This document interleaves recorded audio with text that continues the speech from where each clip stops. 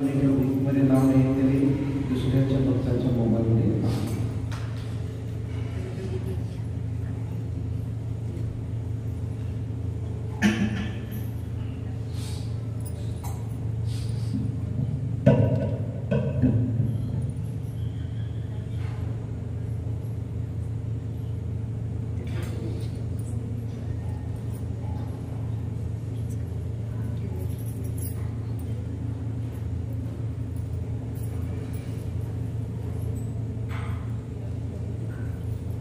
जय जय जगन्नाथ सच्चिदानंद त्रिभुवनेश्वर तेजा शरणवंद जय जय जगन्नाथ सच्चिदानंद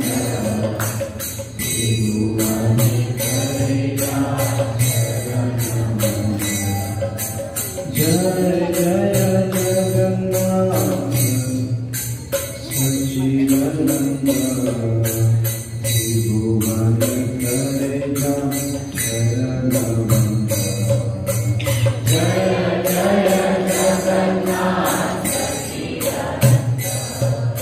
जय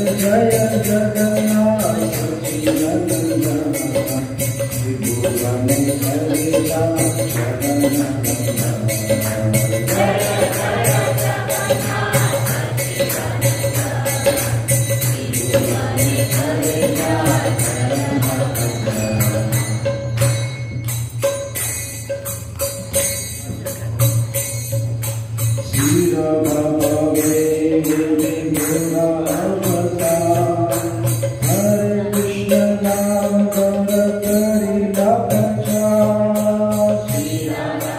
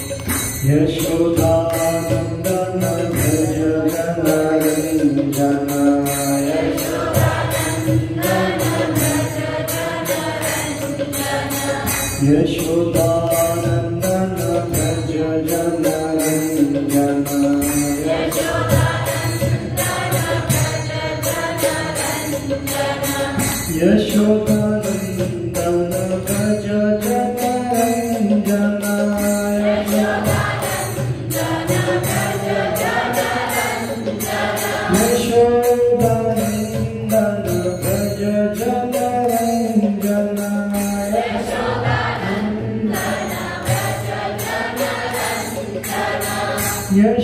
Yashodanandan Vraj जनरञ्जना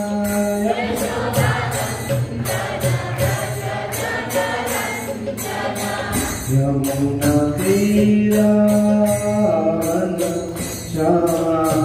Yamuna तीरावनचारि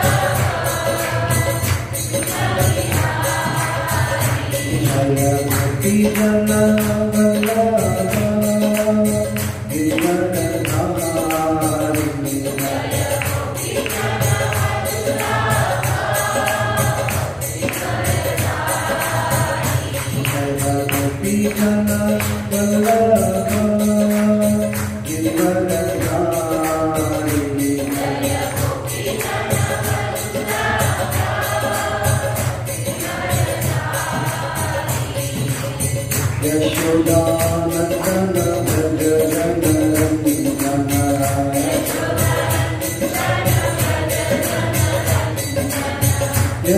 Yashodanandan Vraj जनरञ्जना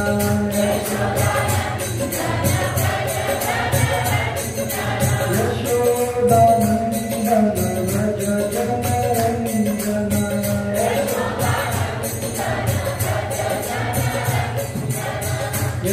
Yashodanandan Vraj जनरञ्जना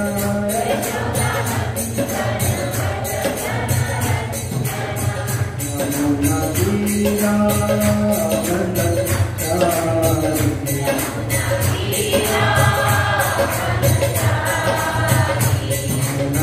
तीरावनचारि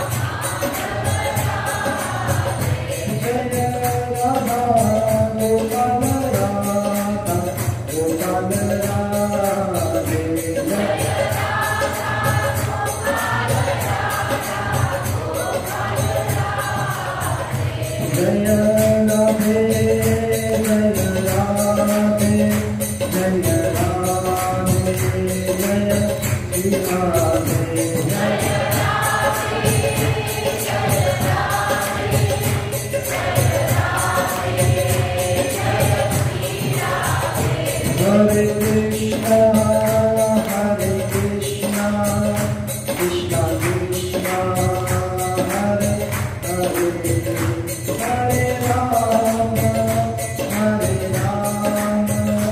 Rama, Rama Rama, Hare Hare.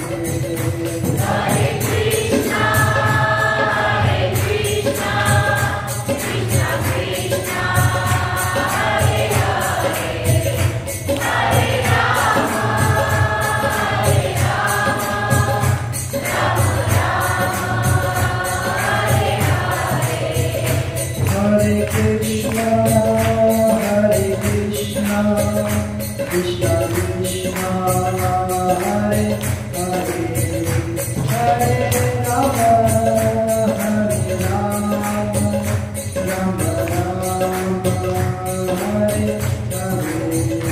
Hare Krishna,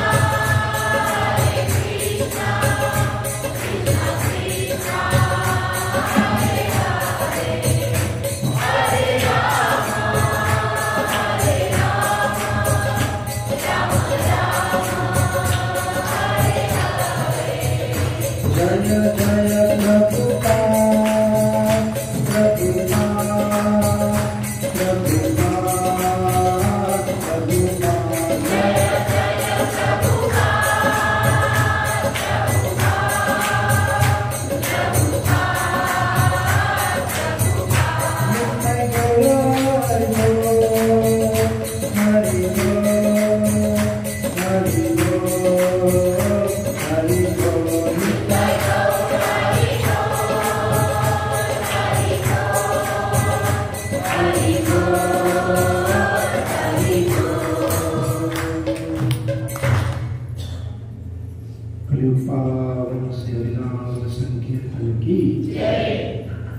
Radha Gopal भगवान की जय। श्री श्री जगन्नाथ बलदेव सुभद्रा महारानी की जय। श्रील प्रभुपाद की जय।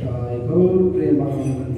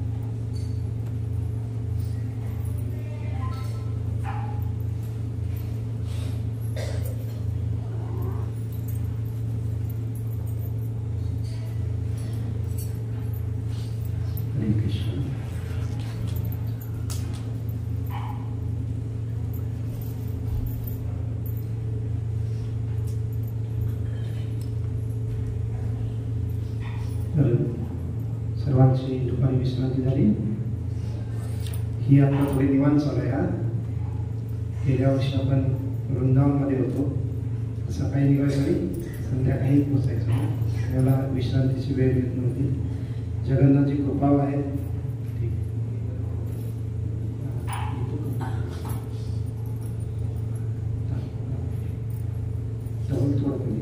हरे कृष्ण। जगन्नाथची कृपा आहे, त्यामुळे आपल्याला थोडी विश्रांतीची पण संधी देत आहे, तेव्हा आपल्याला थोडं निवांत सर्व काही गोष्टी लाभ प्रदान करते किंवा दर्शन करून देते असं आपण म्हणू शकतो। सर्वांचं दर्शन व्यवस्थित झालं?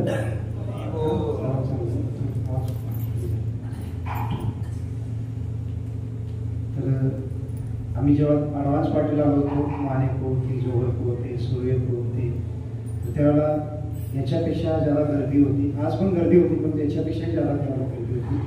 आणि त्यावेळेला अधिक महिना चालू होता आणि तिथंच बसलो आणि अधिक महिना चालू असल्यामुळे भरपूर गर्दी होती आणि दर्शन पण तेवढं त्याला आज जसं झालं त्या पद्धतीने झालं होतं, पण फार गडबडीमध्ये झालं होतं। धक्काबुक्की आज पण होती, धक्काबुक्की याच्यापेक्षाही ज्यादा त्यावेळेला होतं। आणि काही लोक म्हणाले आम्हाला की दर्शन फार चांगलं झालं ना, तर आपण फार भाग्यशाली आहोत की सकाळी जसं आपण चर्चा केली की हे पुरी क्षेत्र साधारण क्षेत्र किंवा ठिकाण नाही आहे, फार विशेष दिव्य असं ठिकाण आहे। आणि या ठिकाणी आपण आलेलो आहोत, वास करत आहोत, दर्शन करत आहोत, कथा श्रवण करत आहोत, थोडी साधना करत आहोत। तर खरोखर जगन्नाथजींची विशेष आपल्याला कृपा आपल्यावर आहे, त्यामुळे हे सर्व आपल्याला घडत आहे। आणि त्यामुळे आपण सकाळी म्हणलो त्याप्रमाणे फार कृतज्ञ असलं पाहिजे भगवंतांच्या प्रती आणि उत्साही पण असलं पाहिजे। तर प्रसाद पण आपण घेतला सर्वांनी। प्रसाद कसा वाटला आपल्याला? थोडाच घेतला, तेवढ्याच आपलं पूर्ण संतुष्ट झाला ना. असं म्हणतात तर स्थानिक भाषेमध्ये किंवा हिंदीमध्ये पण जगन्नाथजी का भात जगत पसारे हात, की जगन्नाथजीचा प्रसाद इथं एवढ्या विपुल प्रमाणात असतो की हजारो लाखोच्या संख्येमध्ये लोक आले तरी प्रसाद कमी पडत नाही. भगवान सर्वांचा प्रसाद पडवतात. आता आपण जो प्रसाद घेतला ज्या वेळेला तो प्रसाद थोडा सकाळी भोग लावलेला होता, त्यामुळे जरा थंड आपल्याला वाटला असेल. 2:30च्या नंतर एकदम गरम झाला, गरम आलेला होता प्रसाद.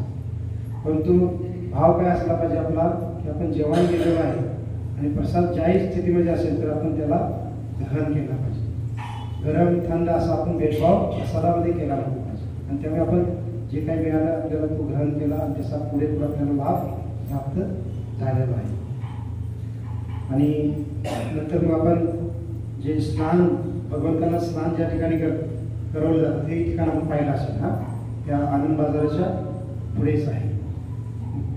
15 दिवस म्हणजे जगन्नाथ तीर्थयात्रेच्या अगोदर 15 दिवस भगवंताला त्या ठिकाणी स्नान करवलं जातं. आपण टीव्हीवर व्हिडिओ पाहिलेत नसते आणि त्या स्नानानंतरच मग भगवंत काय होतात, आजारी पडतात. आणि 15 दिवस मग भगवंतांना जसं रोज 56 भोग 8 वेळा 56 भोग लावले जातात, तेवढे भोग रोज लावले जात नाही. काही औषधी पदार्थ किंवा काही जडीबुटिया, काढा, खिचडी, साधी अशा पद्धतीने त्या 15 दिवसामध्ये भोग लावला जातो. नंतर मग रथत्रेच्या दिवशी मग भगवंत सर्वांना दर्शन देतात आणि त्या 15 दिवसामध्ये दर्शन पण बंद नसतं.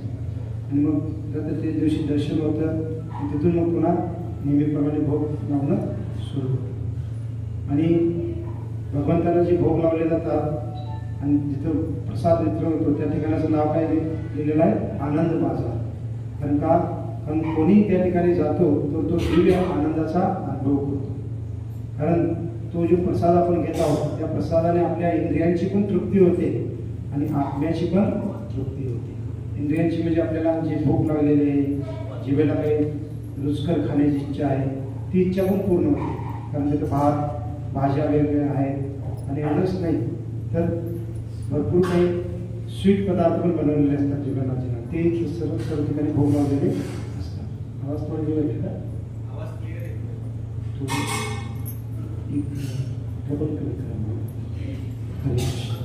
थोडे दरवाजे उघडले मागचे पण दरवाजे खिडकीचे दरवाजे उघडले का? उघडा जिथं जिथं बंद आहे ते मात्र ते उघडा खिडकी. तर आवाज पण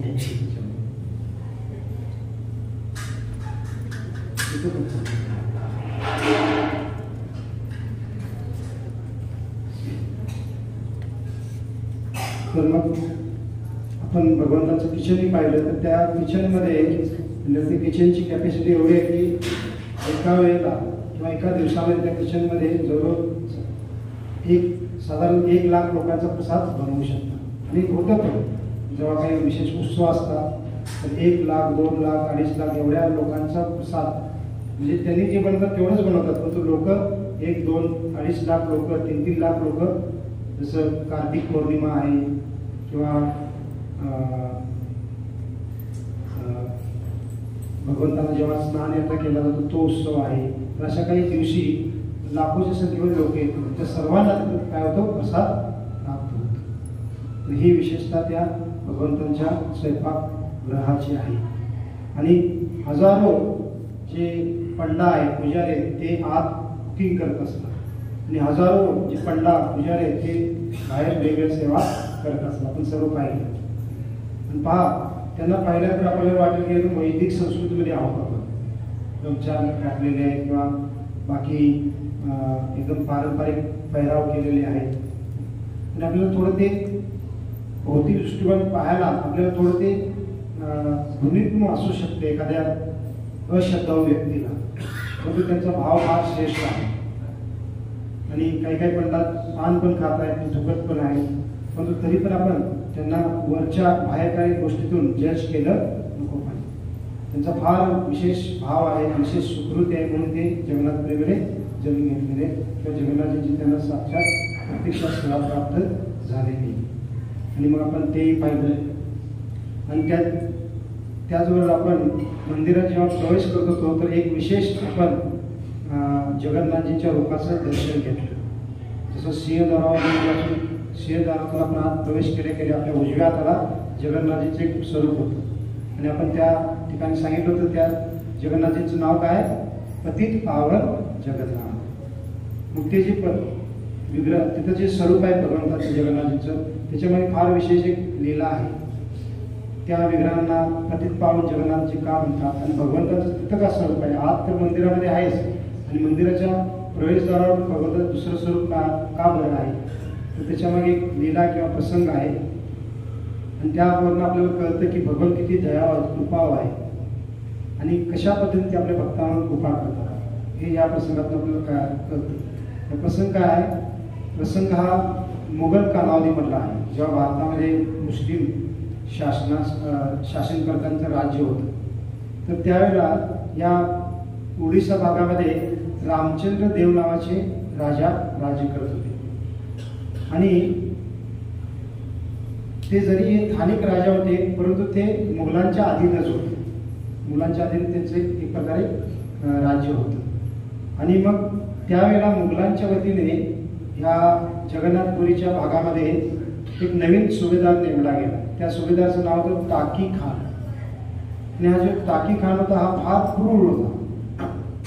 विशेष करून हिंदूंच्या मंदिराप्रती फार त्याचा द्वेष होता आणि ह्या भागामध्ये तो आल्यानंतर बरेच त्यांनी हिंदूंची मंदिर काय केली, नष्ट केली किंवा विटंबना केली त्यांची. आणि त्याला जगन्नाथ मंदिराबद्दल पण फार द्वेष होता, कारण जगन्नाथ मंदिर सर्वात प्रसिद्ध ह्या भागात मंदिर आहे. एवढे लोक तिथं दर्शनाला येतात आणि जगन्नाथ मंदिराचं पण त्याला काय करायचं होतं, काही ना काही वाईट किंवा मंदिर चोरता नाही आलं किंवा पूर्ण बंद करता नाही आलं, काही ना काही त्याला करायचं होतं. तो प्रयत्न करत होता आणि त्यांनी या भागामध्ये काही विशेष टॅक्स पण लावला होता जे दर्शनाला येतात त्यांच्यावर. अशा पण बरेच तो चुकीचे कार्य करत होते. हे रामचंद्र देव जगन्नाथजींचे फार श्रेष्ठ भक्त होते आणि त्यांना हे योग्य वाटत नाही आणि ते काय करतात, त्या टाकी खानच्या विरोधात युद्ध पुकारतात. म्हणजे एक प्रकारे मुघलांच्या विरोधात युद्ध पुकारल्यासारखं झालं आणि हे तेवढे शक्तिशाली नव्हते, मुघल फार शक्तिशाली होते आणि त्यामुळे काय झालं, टाकी खानाने काय केलं, ते रामचंद्र देव यांना पराजित केलं आणि त्यांना बंदी बनवलं आणि बंदी बनवून कुठे घेऊन गेले, कटक या भागामध्ये गेले. कारण त्या कटक या भागामध्ये कटक जे भाग शहर आहे त्या ठिकाणी त्या टाकी खानचं वास्तव्य होतं आणि रामचंद्र देव होते हे खुर्दा नावाचं जे ठिकाण आहे इथून जवळच आहे, त्या ठिकाणी त्यांचा महल किंवा राहण्याचं ठिकाण होतं. मग या खुर्दातून त्यांना पकडून कुठे घेऊन जातात, कटक या ठिकाणी घेऊन जातात आणि त्यांना बंदिवासामध्ये टाकतात. आता रामचंद्र देव यांना चिंता काय होती, स्वतःची चिंता नव्हती, त्यांना चिंता होती जगन्नाथ मंदिराची. त्या टाकी खानाला जगन्नाथ मंदिराला काय करेल आणि काय विटंबना करेल किंवा तोडेल काय, त्यांना फार चिंता लागली आणि परंतु ते काही करू शकत नव्हते. आणि या टाकीकाने काय केलं, त्याला हे मुस्लिम लोक होते काय करायचे, एखाद्या राजाला पराजित केलं, बंदी बनवलं, त्यांना ते काय करायचे की तू मुस्लिम धर्म स्वीकाराने मी तुला मुक्त करतो किंवा प्राण तुझा काय करतो जीवनदान देतो, अशा पद्धती म्हणायची.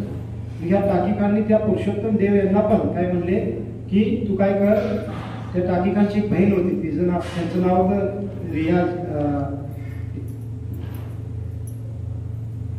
रिजिया नाव होतं आणि त्या रिजिया सोबत या टाकीकांनी काय विचार केला की आपल्या रामचंद्र देव यांचा विवाह करायचा. म्हणजे रामचंद्र देव याला पहिला मुस्लिम धर्म स्वीकारायला लावायचा आणि आपली बहिणीचा त्याच्यासोबत विवाह करायचा. मग काय होईल, तो मुस्लिम पण बनेल आणि आपल्या बहिणीला एक चांगला पती पण मिळेल. कारण रामचंद्र देव जरी जगन्नाथजींचे भक्त होते तरी ते फार चांगले सरदार किंवा राजा पण होते, स्थानिक राजा, आणि टाकीकाने तसा विचार केला. परंतु रामचंद्र देव आपला धर्म बदलायला तयार नव्हते.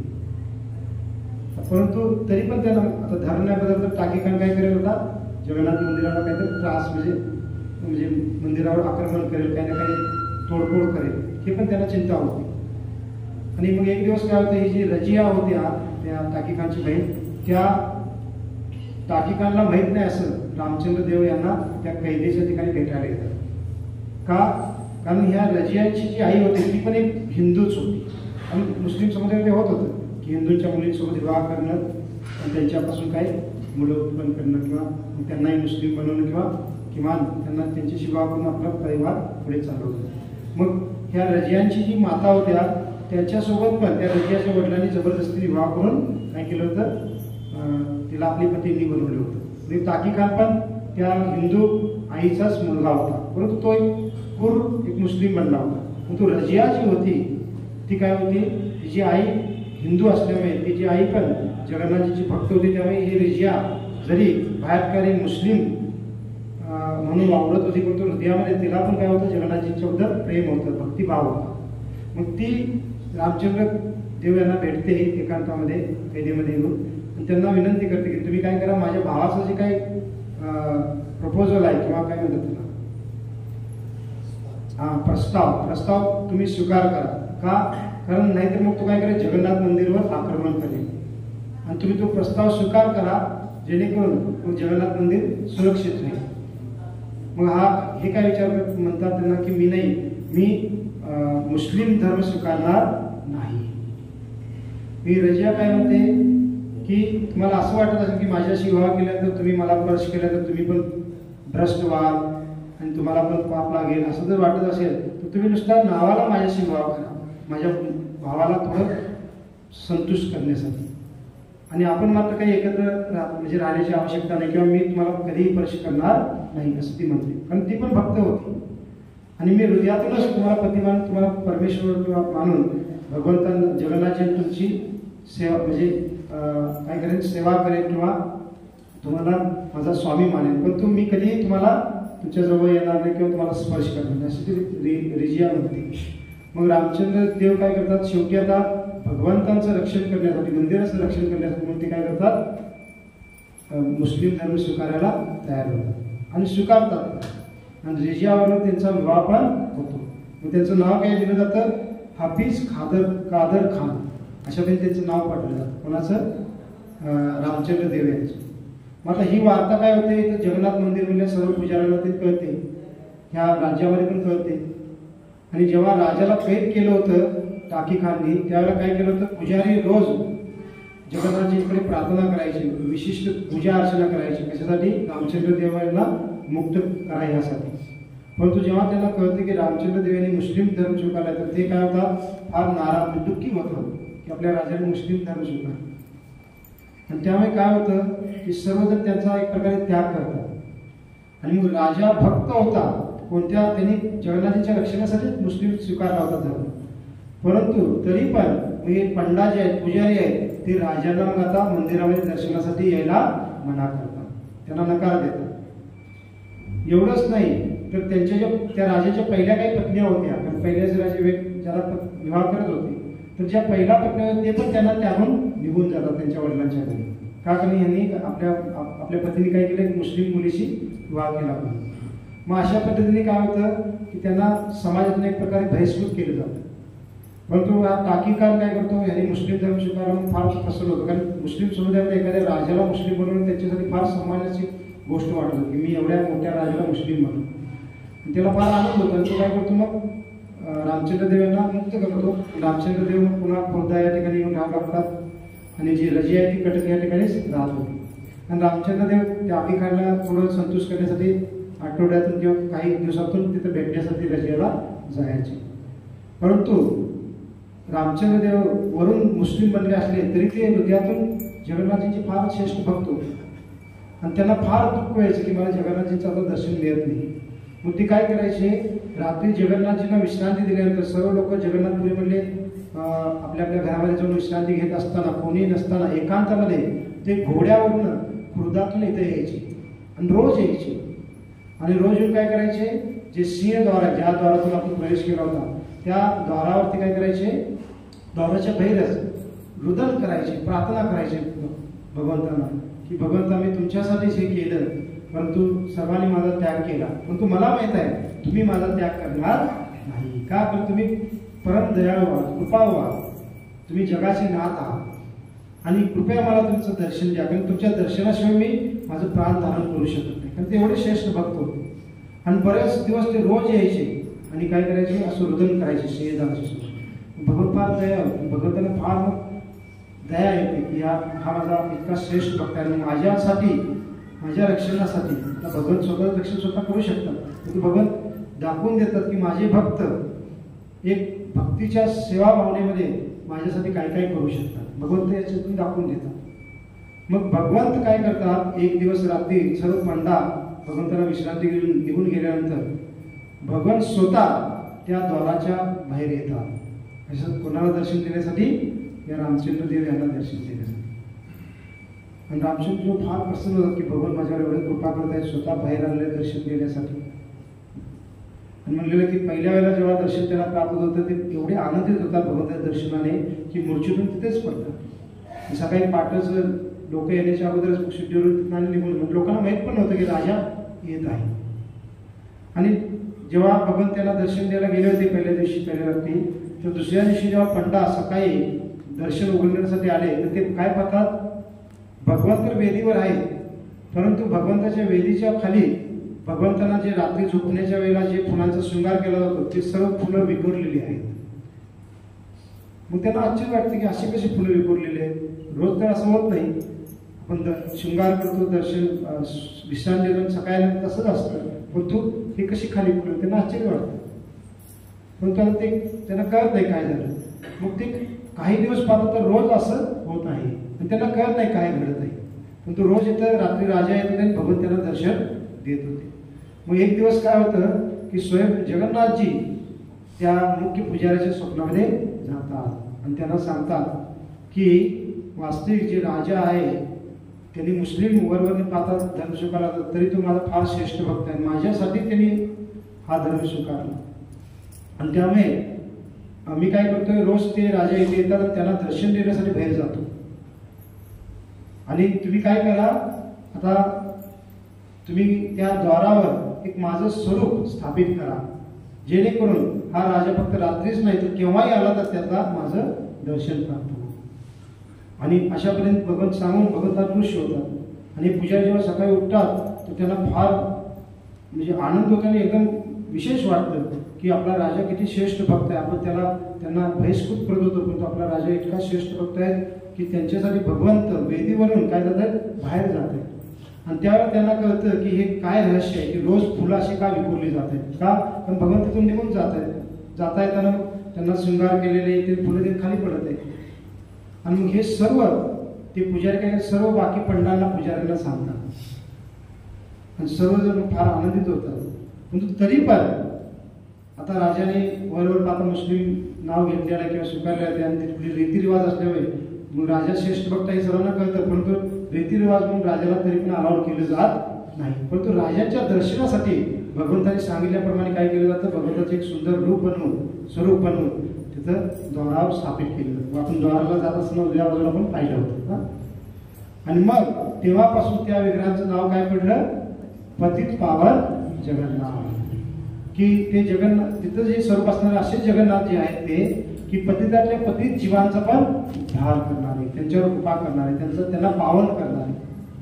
आणि म्हणून म्हणलेलं आहे की आजही मग जे असे मुस्लिम किंवा इतर धर्मीय लोक आहेत, विदेशी लोक आहेत, जे मंदिरात त्यांना प्रवेश नाही तर त्यांना आजही पतित पावन जगन्नाथ तिथं वास करत काय करतात, दर्शन देत आहे। मग ते बाहेरून दर्शन करू शकतात आणि त्यांना जगन्नाथजींचा प्रत्यक्ष दर्शन करण्याचा लाभ प्राप्त होतो।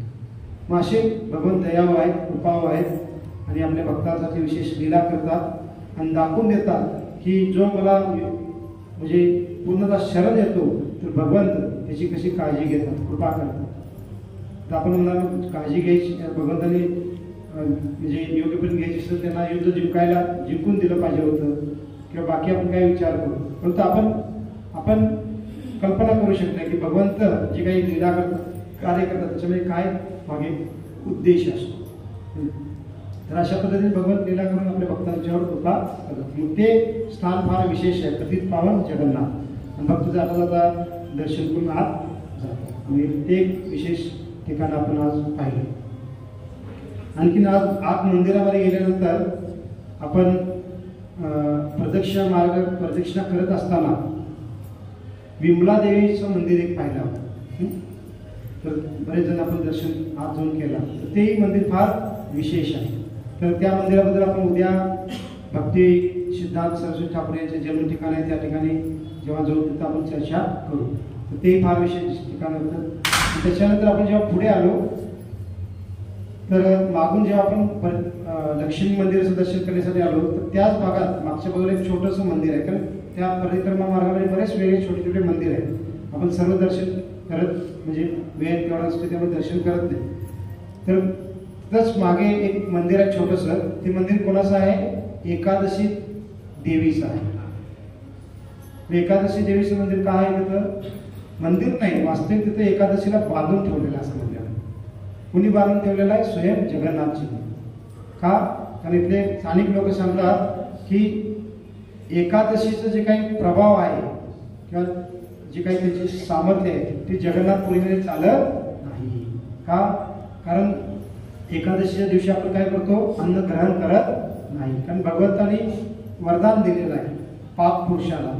काय वरदान दिलेलं आहे? की एकादशी दिवशी त्यांनी अन्नामध्ये म्हणजे अन्न म्हणजे तांदूळ, गहू, बाकीचे अन्नाचे त्याच्यामध्ये त्यांनी प्रवेश करायचा. आणि जो कोणी एकादशी दिवशी अन्न खात असेल तर त्या पाप पुरुषाचा प्रभाव त्याच्यावर येतो, तो पापी प्रवृत्तीचा बनतो. आणि म्हणून आपण पाहतो कलियुगामध्ये सर्वजण असे अनैतिक अधार्मिक बनलेले आहेत. का? कारण असे बरेच काही गोष्टी शास्त्राने सांगितले की आपल्याला माहीत नाहीत किंवा माहीत असले तरी आपण त्याच्यावर विश्वास न ठेवता, श्रद्धा न ठेवता त्याचं पालन करत, श्रद्धा न ठेवता त्याचं पालन करत नाही. मग इथं म्हणलेलं आहे की जगन्नाथपुरीमध्ये मात्र एकादशी पालन करण्याची काय आवश्यकता नाही. कारण एकादशीचा प्रभाव इथं चालत नाही. भगवंताने त्या एकादशीला बांधून ठेवलेलं आहे की माझं धाम आहे आणि हे धाम प्रसादासाठी प्रसिद्ध आहे. भगवंत वेगवेगळ्या ठिकाणी वेगवेगळी कार्य करतात. बद्रीनाथ या ठिकाणी भगवंत तपस्या करतात किंवा साधना करतात. रामेश्वर या ठिकाणी भगवान काय करतात? विश्रांती घेतात. कारण रामेश्वर या ठिकाणी जे रामेश्वरच्या दक्षिण भागामध्ये जे कोण विग्रह आहेत भगवंत ते सगळे कसे आहेत? शेष नावावर पहुडलेले आहेत. आणि द्वारकेमध्ये भगवान काय करतात? आपल्या कौटुंबिक जीवनाचा आनंद घेतात. द्वारकेमध्ये 16,108 पत्नी आहेत त्यांच्यासोबत ते 16,108 महिलांमध्ये विस्तारित स्वरूपामध्ये वास करतात, कौटुंबिक जीवनाचा आनंद घेतात. आणि जगन्नाथपुरीमध्ये तेच भगवान काय करतात? अन्न ग्रहण करतात. मग अन्नासाठी प्रसिद्ध आहे. आणि काही भक्त हे पण सांगतात जसं आपण पंढरपूर धाम आहे ते कशासाठी आहे? पंढरपूर धामला नाथ ब्रह्म म्हटलेलं आहे आणि ह्या धामाला अन्न ब्रह्म म्हटलेलं आहे. जगन्नाथ इथं भगवान अन्न ग्रहण करतात, भोग ग्रहण करतात. आणि पंढरपूरमध्ये नाथ ब्रह्म म्हणजे काय? तिथं भगवान काय करतात? कीर्तनाचा आनंद घेतात. वारकरी संप्रदायाचे भक्त आहेत, आपण आपल्या संप्रदायात सर्वजण काय करत आहेत? तिथं कीर्तन करतायत, नृत्य करत आहेत पंढरपूरमध्ये. तिथं कीर्तनाचा आनंद घेतात. अशा तऱ्हेने भगत वेगवेगळ्या ठिकाणी आपल्या वेगवेगळ्या लीला करत असतात. म्हणजे अन्न ब्रह्म किंवा क्षेत्र असल्यामुळे इतर काय एकादशीचा प्रभाव चांगला नाही. म्हणून एकादशीला एक प्रकारे तिथं बांधून ठेवलेलं असतं. आणि तर स्थानिक लोक एकादशी करत नाही. पण तो आचार्य सांगतात, आपले भक्त सांगतात, वरिष्ठ भक्त, आपण मात्र त्यांचं अनुकरण करू शकत नाही. कारण आपली तेवढी योग्यता नाही. आपण काही इथं जेवण घेतलेला नाही, आपलं भरपूर अजून संचित आहे. आणि त्यामुळे आपण मात्र तसं न करता मग आपले आचार्यांनी काय सांगितलं? आपण काय केलं पाहिजे? आपण जेव्हा जगन्नाथपुरीमध्ये असू एकादशी दिवशी तर आपण एकादशीचं पालन केलं पाहिजे. आणि दुसऱ्या दिवशी पारायण करत असताना जगन्नाथजीचा प्रसाद ग्रहण केला पाहिजे. अशा पद्धतीने आपण प्रसादाला सन्मान दिला पाहिजे. हे पण ठिकाण त्या मंदिराच्या आतल्या भागामध्ये आहे, ते पण महत्त्वाचं ठिकाण आहे. त्याचबरोबर आपण वटवृक्ष पण पाहिला आणि वटवृक्षाच्या बाजूला कुंड नाही आहे, तिथे थोडं नुसता चबुतरा बनवलेला आहे. परंतु त्या ठिकाणी रोहिणी कुंड नावाचा एक कुंड होता किंवा अजूनही तो दिव्य स्वरूपात आहे असं म्हटलं जातं. मग हा रोहिणी कुंड पण फार विशेष आहे. का विशेष आहे? कारण तो जो कुंड आहे, जसं या जगन्नाथपुरीमध्ये 5 जलाशय प्रमुख आहेत जे फार मोक्ष प्रदान करणारे आहेत, त्यापैकी एक तो कुंड आहे. 5 कुंड कोणकोणते आहेत? जसं सकाळी आपण मार्कंडेय सरोवराचं माहिती सांगितली, तर मार्कंडेय सरोवर एक तो कुंड आहे. त्याच्यानंतर रोहिणी कुंड हा दुसरा कुंड आहे. त्याच्यानंतर मग तिसरं ठिकाण आहे श्वेतगंगा. आपण उद्या त्या ठिकाणी जाणार आहोत. तर ते श्वेतगंगा हे 5 विशेष तीर्थापैकी एक आहे. आणि चौथं ठिकाण आहे समुद्र. आपण परवाच्या दिवशी समुद्राला स्नान पण करणार आहोत. आणि ते समुद्र का पवित्र आहे ते पण आपण चर्चा करू परवा, उद्या किंवा परवा.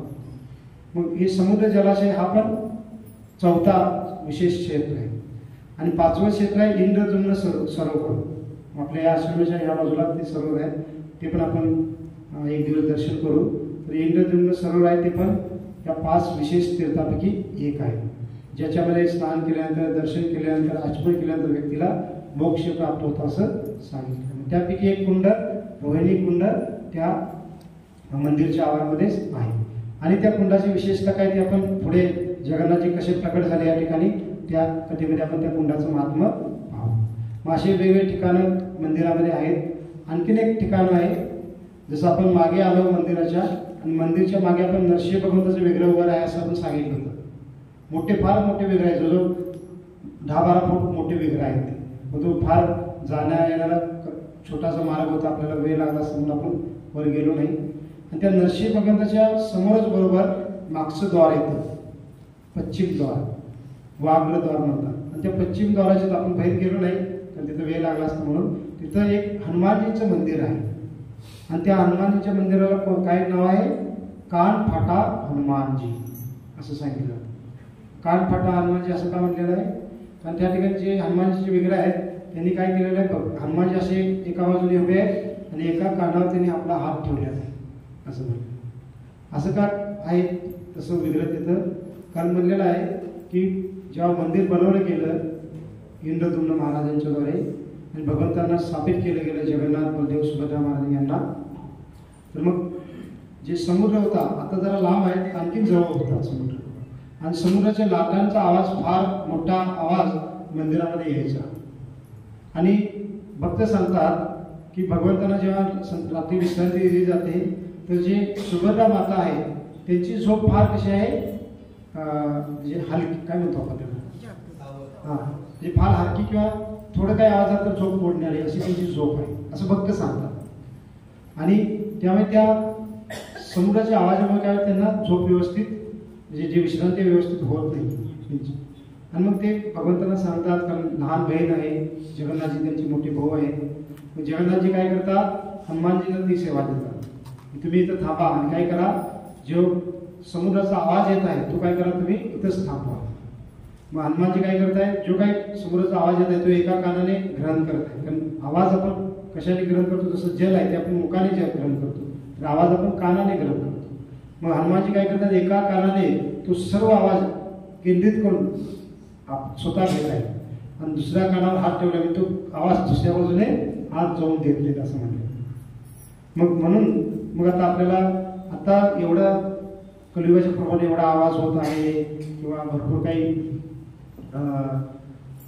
गाड्या म्हणा, आसपास बिल्डिंग झाल्या, त्यामुळे आपल्याला समुद्राचा आवाज आता जाणवत नाही.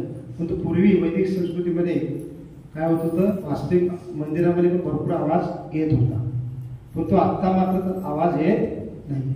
मग ते ठिकाण तिथं विशेष. मग असे मंदिरच्या आवारामध्ये भरपूर वेगवेगळी ठिकाणं आहेत आणि आपण दर्शन करायचं म्हणजे तर भरपूर आणखी वेळ लावू शकतो. पण प्रमुख आपण ठिकाणात दर्शन केली आणि जगन्नाथजींचं पण दर्शन आपल्याला प्राप्त झालं आणि प्रसादही प्राप्त झाला. तर एक प्रकारे विशेष आपल्याला जगन्नाथजींची कृपा प्राप्त झाली. आणि पाहू मग आपल्याला आणि काही इच्छा असेल तर आपण 2-3 दिवस दुपारी जेव्हा वेळ मिळते तर कोणाला इच्छा असेल तर आपण आणि जाऊन दर्शन करू शकता, प्रसाद पण घेऊ शकता. तशा पद्धतीने आपण आणखी कृपा प्राप्त करू शकता. तर मग पुढे आपण आणखी चर्चा आपण म्हणजे श्रवण केली पाहिजे किंवा जाणून घेतली पाहिजे की भगवंतांचं ह्या धामामध्ये जे स्वरूप आहे ते फार विशेष स्वरूप आहे.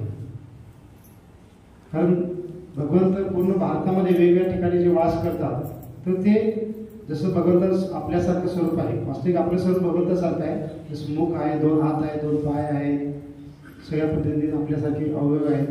पंढरपूर आहे, श्रीरंगम आहे किंवा उडपी कृष्ण आहे, वृंदावनमधले वेगवेगळे आहेत. सर्व आपल्याला सामान्य एखाद्या रूपाप्रमाणे वाटतं, आपण दर्शन करतो. पण तिथलं रूप कसं आहे, फार अद्भुत आणि विचित्र रूप आहे. आणि भक्त म्हणतात, परमपूज्य राधानाथ महाराज कथेमध्ये सांगत होते ह्या गेल्या यात्रेमध्ये की भारतामध्ये विशेष हे धाम आहे, परंतु अजूनही भारतातील बऱ्याच लोकांना या धामाचं महात्म्य माहीत नाहीये किंवा ह्या विग्रहांचं स्वरूप असं काय याचं महात्म्य माहीत नाहीये. आणि त्यामुळे आपण हे महात्म्य समजून घेतलं पाहिजे की भगवंतांचं विग्रहांचं स्वरूप असं काय आहे. जसं आम्हाला पण अनुभव आहे, आम्ही जुन्या भक्तांना प्रसंग सांगितले आमच्या संबंधित की आम्ही जेव्हा नेव्हीमध्ये जॉईन झालो होतो. तर इथूनच जवळ चिल्का नावाचं सरोवर आहे आणि त्या ठिकाणी नेव्हीचं बेसिक ट्रेनिंग होतं. तर आम्ही तिथं ट्रेनिंग करत होतो आणि तेव्हा आम्ही तिथून पहिल्यांदा इथं जगन्नाथपुरीला दर्शनासाठी आलो होतो. म्हणजे एक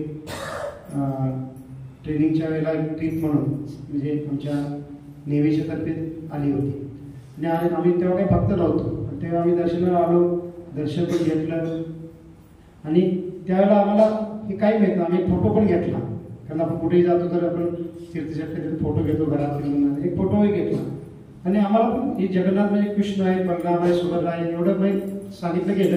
परंतु ह्यांचं रूप असं काय आहे आम्हाला पण कोणाकडून कळालं नाही आणि आम्हाला माहीत पण नव्हतं. फक्त ठीक आहे लोकांनी फोटो देऊन घेऊन गेलो आणि आमच्या घरामध्ये आम्ही देवघरामध्ये ठेवला होता छोटासा फोटो. आणि एकदा एक शेजारी माता आमच्या घरामध्ये आल्या होत्या आणि त्या फोटो पाहून त्यांना विचित्र वाटलं. ते म्हणजे हे कोणाचा फोटो आहे, कुठल्या फोटो देवाचा फोटो आहे असं ते म्हणाले. आणि त्या विनोदाने काय म्हणाल्या की हा काय मसोबाचा फोटो आहे का असं म्हणाल्या शेजारच्या एक माणसाची. कारण त्याला ते कारण बऱ्याच लोकांना माहीत नाही ना. आपण रथयात्रा पाहिलेले असतील TV मध्ये, ते म्हणजे विनोदाने म्हणल्या होत्या त्या, कारण त्यांना काही माहीत नाही. मग मी त्याला थोडं तेवढं सांगितलं होतं असं रूप काय आम्हाला पण माहीत नाही. मग आपण हरे कृष्ण संपर्कात आल्यानंतर आपल्याला काय कळतं की हे रूप असं काय आणि या रूपाच्या मागे किती विशेष भाव आहे भगवंतांचा आणि तो भाव समजून घेणं फार महत्त्वपूर्ण आहे. त्याशिवाय आपली जगन्नाथ यात्रा पूर्ण होत नाही. मग आता शास्त्रामध्ये भगवंतांनी असं विशेष रूप का प्रकट केलं याच्याबद्दल वेगवेगळ्या प्रसंगामध्ये म्हणजे प्रसंग सांगितले जातात की भगवंतांनी हे रूप कोणकोणत्या प्रसंगामध्ये प्रकट केलं होतं. मग त्या 2-3 एक लिहिल्या आहेत, ते आपण थोडासा श्रवण करू. तर आता श्रवणाच्या वेळेला पुन्हा आपण सांगू की जुने भक्त आहेत त्यांच्यासाठी हे प्रसंग 2-3दा आपण ऐकलेले आहे. नवीन जे भक्त आहेत त्यांनी कधी प्रसंग ऐकला नाही, त्यांना फार उत्सुकता वाटेल, ते फार उत्सुकतेने ऐकतील की काय प्रसंग आहे, पुढे काय काय घडेल या भावनेने. परंतु जुन्या भक्तांना थोडं वाटू शकतं की हे प्रसंग बरेच वेळा ऐकलेले आहे, पुन्हा तेच सांगत आहे. परंतु आपण काउन्सिलर मिटिंगमध्ये जशी चर्चा केलेली आहे की वास्तविक श्रवणाचा भाव काय असला पाहिजे, त्या भावनेमध्ये योग्य भाव कसा असला पाहिजे याच्यावर आपण चर्चा केलेली आहे. तर त्या भावनेमध्ये आपण श्रवण करण्याचा प्रयत्न करा. तो भाव म्हणजे काय की आपण कितीतरी वेळा श्रवण केलं असलं तरी ती कथा आपण पुन्हा श्रवण करत असतो, सांगितली जात असेल भक्तांच्याकडून, तर आपण ध्यानपूर्वक श्रवण जर करू तर आपल्याला पहिल्या वेळेला ऐकणाऱ्या व्यक्तीला जो उत्सुकता आहे किंवा जो आनंद मिळत आहे त्याच्यापेक्षा दिव्य भाव आनंद साक्षात्कार आपल्याला होणार आहे. तो म्हणजे काय की तो प्रसंग आपण स्वतः पाहत आहोत, त्या प्रसंगामध्ये आहोत, त्या प्रसंगामध्ये काय त्या भक्तांच्या हृदयामध्ये भाव आहे, हे वेगवेगळे अनुभव साक्षात्कार आपल्याला मिळणार आहे. त्यामुळे आपण जी चर्चा करणार आहोत, बऱ्याच भक्तांनी ती कथा ऐकली असेल तर पुन्हा आपण ध्यानपूर्वक ऐका, श्रद्धेने ऐका, तो प्रसंग आपल्या डोळ्यासमोर चिंतन करण्याचा प्रयत्न करा आणि पहा आपल्याला फार विशेष अनुभव किंवा साक्षात्कार मिळेल. मग एक प्रसंग कोणता आहे, एक प्रसंग आहे की भगवंत जेव्हा द्वारकेमध्ये राहत होते, वृंदावन मथुरेला आले, मथुरेनंतर पुन्हा द्वारकेला गेले आणि भगवंत द्वारकेमध्ये राहत होते. तर द्वारकेमध्ये राहत असताना त्यांच्या 16,108 पत्न्या होत्या. त्या सर्व पत्न्यांसाठी भगवंतांनी एक एक फार वैभवशाली महल बनवले होते आणि त्या प्रत्येक पत्न्या वेगळ्या महलामध्ये राहत होत्या. भगवंतांनी काय केलं होतं, फक्त महलच बनवले नाही तर स्वतःचा पण 16,108 स्वरूपामध्ये विस्तार केला आणि भगवंत सर्वांच्या सोबत, सर्व पत्न्यांसोबत काय करत होते, त्या महलामध्ये राहत होते.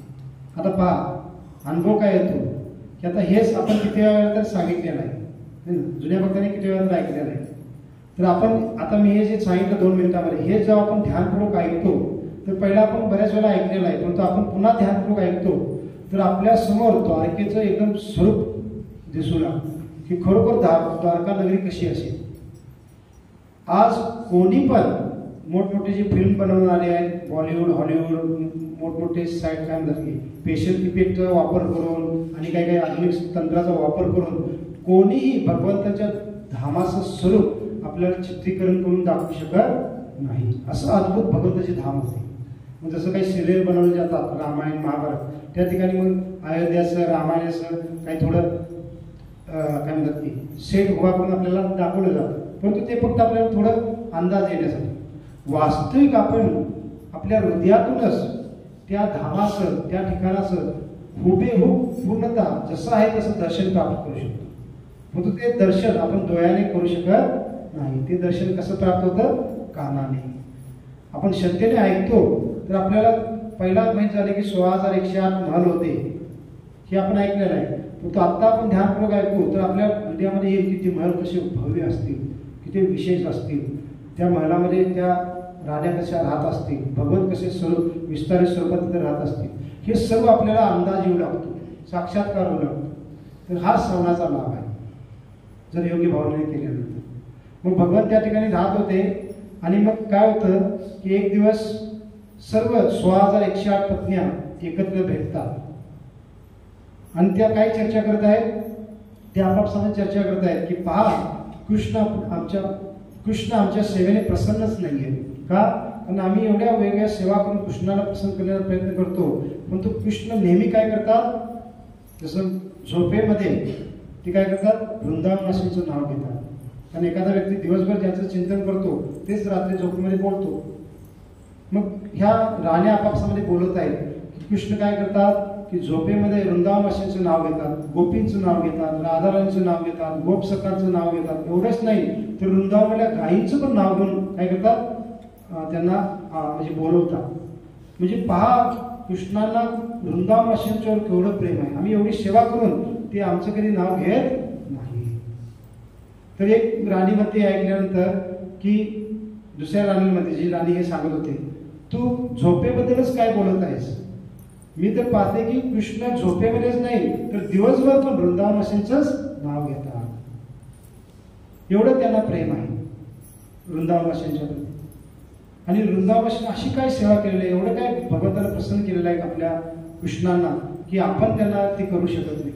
आणि त्याला जाणण्याची इच्छा होती, उत्सुकता होती.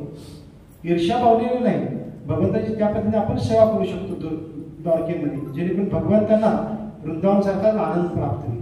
अशा भावनेची चर्चा करत होते. म्हणजे चर्चा करत असताना ते सर्व म्हणजे एक आणि राणी बोलते की आपण काय केलं पाहिजे? वृंदावनाशी कशी सेवा करत होते हे आपण जाणलं पाहिजे, ऐकलं पाहिजे, आणि त्या पद्धतीने आपण सेवा करण्याचा प्रयत्न करू तर कृष्ण प्रसन्न होते. पण त्या वृंदावनाशी कशी सेवा करत होते हे कोण सांगणार त्यांना?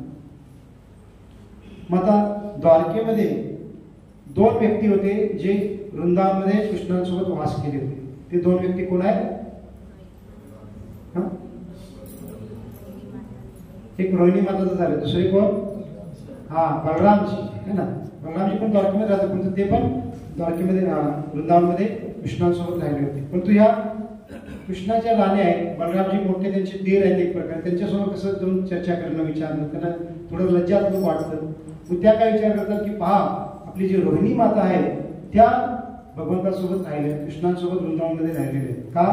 कारण रोहिणी माता पण वसुदेवाच्या दुसऱ्या पत्नी आहे. वसुदेवाने देवकींना जेव्हा कंसाने तुरुंगामध्ये डांबलेलं होतं, आता पुन्हा प्रसंग, तुरुंगामध्ये कंसाने डांबलेला आहे किती तर वेळेला ऐकलेला आहे आपण.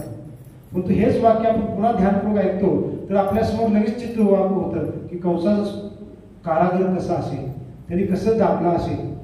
तर हा आपल्याला अनुभव होतो आपण ध्यानपूर्वक ऐकत असतात.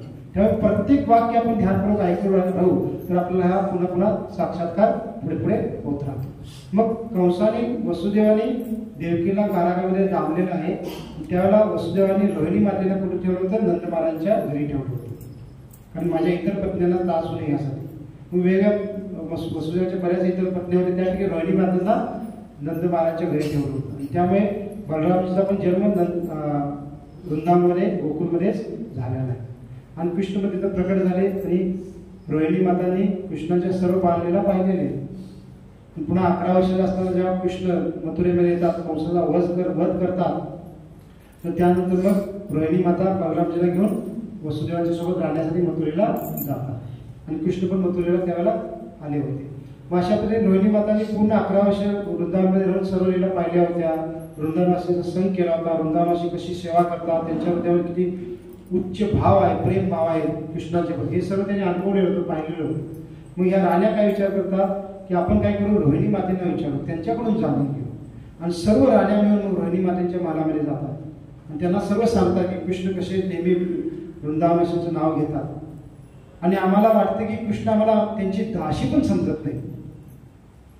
आणि आम्हाला कृष्णाला चांगली सेवा करून प्रसन्न करायचं. त्यामुळे तुम्ही काय करा, वृंदावनवासींच्या सेवेबद्दल त्यांच्या लीलेबद्दल आम्हाला सांगा. मग रोहिणी माता काय म्हणते की मी सांगू शकते, पण जर कृष्ण आणि बलराम जर हे कळालं तर ते पण इथे येतील आणि त्यांनी जर मी जी काही लीलेचं वर्णन करत आहे ते जर ऐकलं तर ते इथं मग थांबणार नाही. त्यांना एवढ्या वीर वृंदावनवासींच्या प्रती ते इथून निघून जातील वृंदावन, कदाचित परत येणार पण नाही. त्यामुळे अशी चर्चा करणं योग्य नाही आहे. तर तेवढ्यात काय होतं, सुभद्रा माता तिथे येते. सुभद्रा मैया म्हणजे कृष्ण आणि बलरामांच्या लहान बहीण आहे आणि त्यांना पण वृंदावनवासींचा भाव किंवा लीला ऐकायच्या होत्या.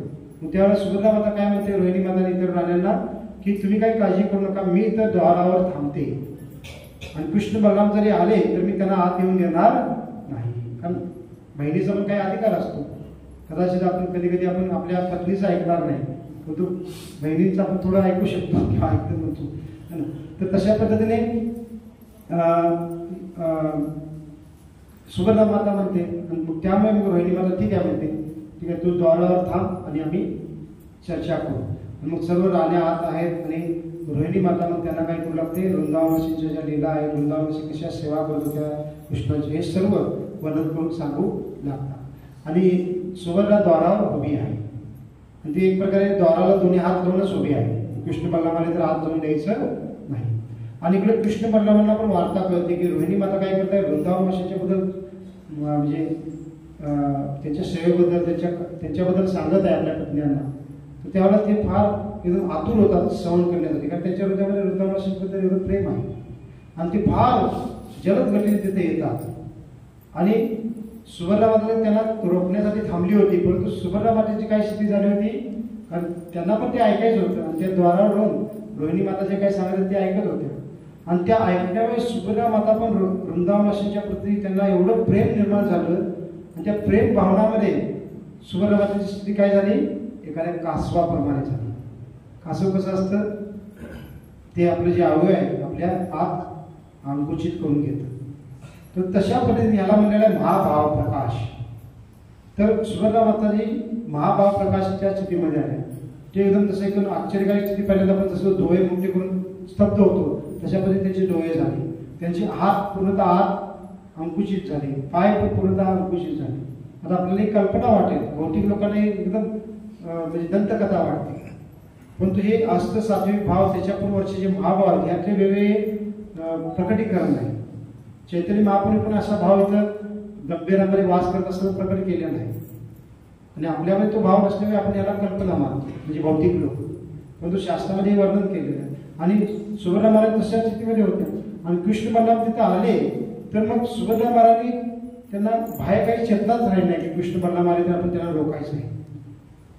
तर कृष्ण बलराम आले सुभद्रा महाराजांना पण कळालं नाही. सुभद्रा महाराज त्या सद्यस्थितीमध्ये आहे. आता कृष्ण बलराम आत जाऊ शकत होते परंतु ते गेले नाहीत. का? कारण त्यांनी विचार केला की आपण जर आत गेलो तर रोहिणी माता काय करतील, ही जी वृंदावनाची चर्चा चालू आहे हे थांबवतील आणि ते आपण श्रवण करू शकणार नाही. म्हणून जगन्नाथ आणि बलदेवजी काय करतात, कृष्ण एका बाजूला सुभद्रामध्ये थांबलेले, येऊन द्यायचं नाही म्हणून. मग थोडी जागा आहे तर एका बाजूला कृष्ण थांबतात, एका बाजूला बलराम थांबतात आणि बाहेरूनच ते सर्व चर्चा ऐकू लागतात. आणि ते ऐकल्यानंतर त्यांची पण त्या दिव्य महाभाव प्रकाश त्या स्थितीमध्ये त्यांचा पण प्रवेश होतो आणि ते पण एकदम त्या आश्चर्यचकित स्थितीमध्ये डोळे त्यांचे मोठे होतात, एकदम स्तब्ध होतात, त्यांचे पण हात पाय अंकुशित होतात आणि या स्थितीमध्ये तिघही तिथं द्वारावर उभे आहे आणि त्या आत कथा किंवा चर्चा चालू आहे. आणि मग जेव्हा ही चर्चा पूर्ण होते, पूर्ण होत आलेली असते, तेवढ्याच तिथं कोण येतं, नारद मुनी येतात. आणि नारद मुनी काय करतात, तर नारद मुनी सर्वज्ञ आहेत आणि त्यांना ह्या विशेष भगवंताने प्रकट केलेल्या रूपाची माहिती कळते, ते दर्शन करण्यासाठी नारद मुनी येतात. आणि नारद मुनी काय करतात, सुभद्रा जगन्नाथ बलदेव सुभद्रा महाराजांचे तिथं दर्शन त्यांना प्राप्त होतं आणि त्या दर्शनात ते एवढे भावपूर्ण होतात कारण असं दर्शन त्यांनी कधी पाहिलेलं नव्हतं भगवंताचं.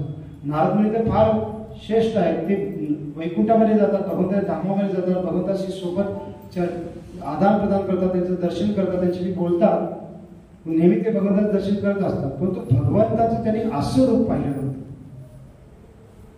आणि ह्या रूपाला का विशेष मानलेला आहे, कारण भगवंताने ह्या रूपामध्ये आपल्या भक्तांच्या प्रती सर्वोच्च प्रेम भाव प्रकट केलेला आहे. कारण वृंदावनवासींचं कृष्णाच्या प्रती सर्वोच्च प्रेम भाव आहे आणि त्या प्रेम भावाचं श्रवण करून भगवंताने पण, जसं भगवंत काय करतात, जसं भक्त त्यांच्याशी आदान प्रदान करतात तसं भगवंत पण आदान प्रदान करतात. तर भगवंताने पण आपल्या भक्तांच्या प्रती सर्वोच्च प्रेमभाव प्रकट केलेला आहे आणि त्या प्रेमभावामध्ये भगवंताचे रूप प्रकट झालेलं आहे. आणि म्हणून नारद मुनी पण एवढे भाव होतात जे एकदम जोरात भगवंताचं नाव घेत नृत्य करू लागतात. आणि त्या नृत्यामुळे नंतर नृत्याच्या त्या कीर्तनामुळे मग काय होतं, आज तिची चर्चा पण थांबते. एवढंच नाही तर मग म्हणजे कृष्ण बलराम आणि सुभद्रा महाराज पण भाई चटणीमध्ये येतात आणि पाहतात तर नारद मुनी एकदम वेड्याप्रमाणे नृत्य करत आहेत, आनंद व्यक्त करत आहेत, त्याच्या डोळ्यातून आनंद अश्रू येत आहे. हे सर्व होत आहे. मग कृष्ण त्यांना म्हणतात की तू एवढा, हे नारदा तू एवढा का आनंद व्यक्त करत आहे, तू काय पाहिलेलं आहे. कृष्णाला सर्व माहिती आहे पण विचारतात कृष्ण. तर मग नारद मुनी म्हणतात की भगवंता तुमच्या कृपेने मला आज तुमचं असं विशेष रूपाचं दर्शन झालेलं आहे आणि त्या दर्शनामुळे मी एवढा आनंदित झालेला, भाव एवढा झालेला आहे आणि हे भगवंता कृपया मला तुम्ही एक वरदान द्या. मग कृष्ण म्हणतात त्यांना की तुला काय वरदान हवं आहे. तर नारद मुनी म्हणतात की हे भगवंता मला इच्छा आहे कारण जे वैष्णव असतात त्यांना जो आनंद मिळतो, त्यांना जो लाभ प्राप्त होतो तो लाभ ते सर्व बद्ध जीवांना देऊ इच्छितात. म्हणून नारद मुनी म्हणतात की हे भगवंता ह्या ज्या रूपाचं मी दर्शन केलं, जो मला आनंद प्राप्त झाला तो आनंद माझी इच्छा आहे की सर्व बद्ध जीवांना प्राप्त व्हावा आणि त्यामुळे तुम्ही काय करा, ह्या विशेष रूपाचं प्रकटीकरण सर्व बद्ध जीवांना दर्शन देण्यासाठी प्रकट करा असं नारद मुनी वरदान मागतात. आणि भगवंताला पण ती लीला करायची आहे म्हणून भगवंत नारद मुनींना माध्यम म्हणून ते वरदान मागवत आहेत. भगवंत मग त्यांना ते वरदान प्रदान करतात. नारदांना म्हणतात हे नारद तू काही काळजी करू नकोस, मी तुझं वरदान पूर्ण करण्यासाठी, तुझी इच्छा पूर्ण करण्यासाठी ह्या रूपामध्ये काय करेन, भौतिक जगामध्ये जे या सृष्टीमध्ये प्रकट होईल आणि सर्वांना या रूपाचं मी दर्शन देईन आणि सर्वांना तुझ्यासारखाच आनंद प्रदान करेन. आणि म्हणून भक्त सांगतात की जगन्नाथजींचे हे जे रूप आहे हे भगवंतांचं सर्वात दयाळू, सर्वात कृपाळू आणि भक्तांच्या प्रती प्रेम भाव प्रकट करणारं स्वरूप आहे, ज्याच्यामध्ये भगवत पण अष्ट सात्विक भावामध्ये येतात. कारण बरेच आपण नेहमी भक्त अष्ट सात्विक भावामध्ये येतात असं ऐकलेलं आहे, भगवंताचं दर्शन करून किंवा भगवंताच्या लीलेचं स्मरण करून, श्रवण करून. परंतु ह्या लीलेमध्ये भगवंत भक्तांच्या बद्दल श्रवण करून, चिंतन करून ह्या विशेष भावामध्ये आलेले आहे आणि त्यामुळे जे स्वरूप आहे ते फार विशेष मानतात आणि त्या लीलेनंतरच मग भगवंत पुढे प्रकट झाले. आणि ही जी लीला आहे ही ह्या कल्पामध्ये घडलेली नाहीये, ही मागच्या कल्पामध्ये घडलेली आहे. कारण भगवंताच्या लीला ज्या आहेत, कृष्ण लीला किंवा रामलीला, नरसिंहलीला, या प्रत्येक कल्पामध्ये, प्रत्येक चतुर्युगामध्ये घडत असतात. का? कारण भगवंतांचं जे हे स्वरूप प्रकट झालं किंवा हे जे मंदिर आता इथं स्थापित झालेलं आहे, हे मंदिर ह्या 5000 वर्षापूर्वी जे भगवान श्रीकृष्ण प्रकट झाले होते त्याच्यानंतर प्रकट झालेलं नाहीये. याचा कालावधी किती आहे जर आपण कॅल्क्युलेशन केलं तर हे जे मंदिर आहे साधारण 196 करोड वर्ष, 196 करोड 8 लाख वर्षापूर्वी हे मंदिर बांधलं गेलं. ते कसं हे कॅल्क्युलेशन होतं आपण आज जर वेळ नाही तर उद्या चर्चा करू. किती वर्ष? 196 करोड 8 लाख वर्ष. आपण म्हणजे थोडं काही लाख किंवा 1000 वर्ष मागे पुढे होईल तर एवढ्या वर्षापूर्वीचे हे मंदिर आहे आणि त्याच्या अगोदरची ही लीला आहे कृष्ण लीला जी आता आपण चर्चा केली. मग ही 5000 वर्षापूर्वीची कृष्ण लीला त्याच्यामध्ये हा प्रसंग घडलेला नाहीये. कारण भगवंताच्या लीला प्रत्येक कल्पामध्ये म्हणजे ब्रह्माजीच्या प्रत्येक दिवसामध्ये, प्रत्येक चतुर्युगामध्ये घडत असतात. त्यावेळेला भगवंतांनी नारद मुनीला ते वचन दिलं होतं. नंतर मग 196 करोड वर्षापूर्वी भगवंत मग इथं त्या रूपामध्ये प्रकट झाले आणि मग हे स्वरूप आणि भगवंतांनी दुसऱ्या एका लीलेमध्ये प्रकट केलं होतं. ते कोणती लीला आहे की भगवंत जेव्हा द्वारकेमध्ये राहत होते तर जवळजवळ वृंदावन त्यातून 100 पेक्षा जादा वर्ष झाली होती आणि भगवंत अजून वृंदावनवाशांना दर्शन देण्यासाठी गेले नव्हते. आणि याच्याबद्दल पण आपण सांगतो नेहमी की भगवंत वृंदावनला का जात नव्हते, त्यांना पण एवढं स्मरण व्हायले, दुःख म्हणजे विरह जाणवत आहे वृंदावनवासींच्या प्रती. आणि इथं वृंदावनमध्ये पण वृंदावनवासी भगवंताच्या विरहामध्ये फार बाहेरच्या दृष्टिकोनातून दिव्य दुःख व्यक्त करत आहे. तो भगवान तरी पण भेटायला का जात नव्हते? कारण भगवंत वृंदावनवासियांना विरहामधला जो आनंद आहे तो प्रदान करू इच्छित होते. आणि भक्ती भावनेमध्ये काय आहे? दोन प्रकार आहेत, एक आहे संभोग आणि एक आहे विरह. संभोग म्हणजे काय? जेव्हा भक्त भगवंताला भेटतो, भगवंताची सेवा करतो, तर याला संभोग आनंद म्हटलेला आहे. आणि त्यामध्ये भक्त भगवंताला भेटत आहेत, प्रत्यक्ष त्याची सेवा करत आहेत, पण त्याच्यामध्ये पण भक्ताला विशेष आनंद प्राप्त होतो. परंतु शास्त्रामध्ये सांगितलं त्या संभोग आनंदापेक्षा भक्तांना विरहामधला जो आनंद आहे तो फार दिव्य आनंद प्रदान करतो. विरहामधला म्हणजे कोणता आनंद? जेव्हा भगवंत भक्तांपासून दूर जातात आणि भगवंत दूर गेल्यानंतर जे भक्त भगवंताचं विरहामध्ये नेहमी स्मरण करत असतात आणि त्यांच्या हृदयामध्ये आतुरता असते की कधी मी भगवंताला भेटेन. आणि त्या आतुरतेमुळे, त्या विरहामुळे ते बाहेरकारी दृष्टिकोनातून फार दुःख व्यक्त करत आहेत, रुदन करत आहेत, फार म्हणजे एक प्रकारे दुःखी बाहेरकारी दृष्टिकोनातून दिसत आहेत किंवा आचरण करत आहेत. पण तो आंतर हृदयामध्ये त्या विरहामध्ये ते संभोगापेक्षाही फार तीव्रतेने भगवंताचं चिंतन करत आहे. आणि ऐन प्रकारे काय करायचं? भगवंताचं चिंतन करणे हे बद्धजीवाचं सर्वोच्च ध्येय आहे. मग शास्त्रामध्ये काय म्हणलेलं आपण बऱ्याच वेळा सांगितलेलं आहे, सर्व विधी निषेधास्तु एक एरेव किंकरा.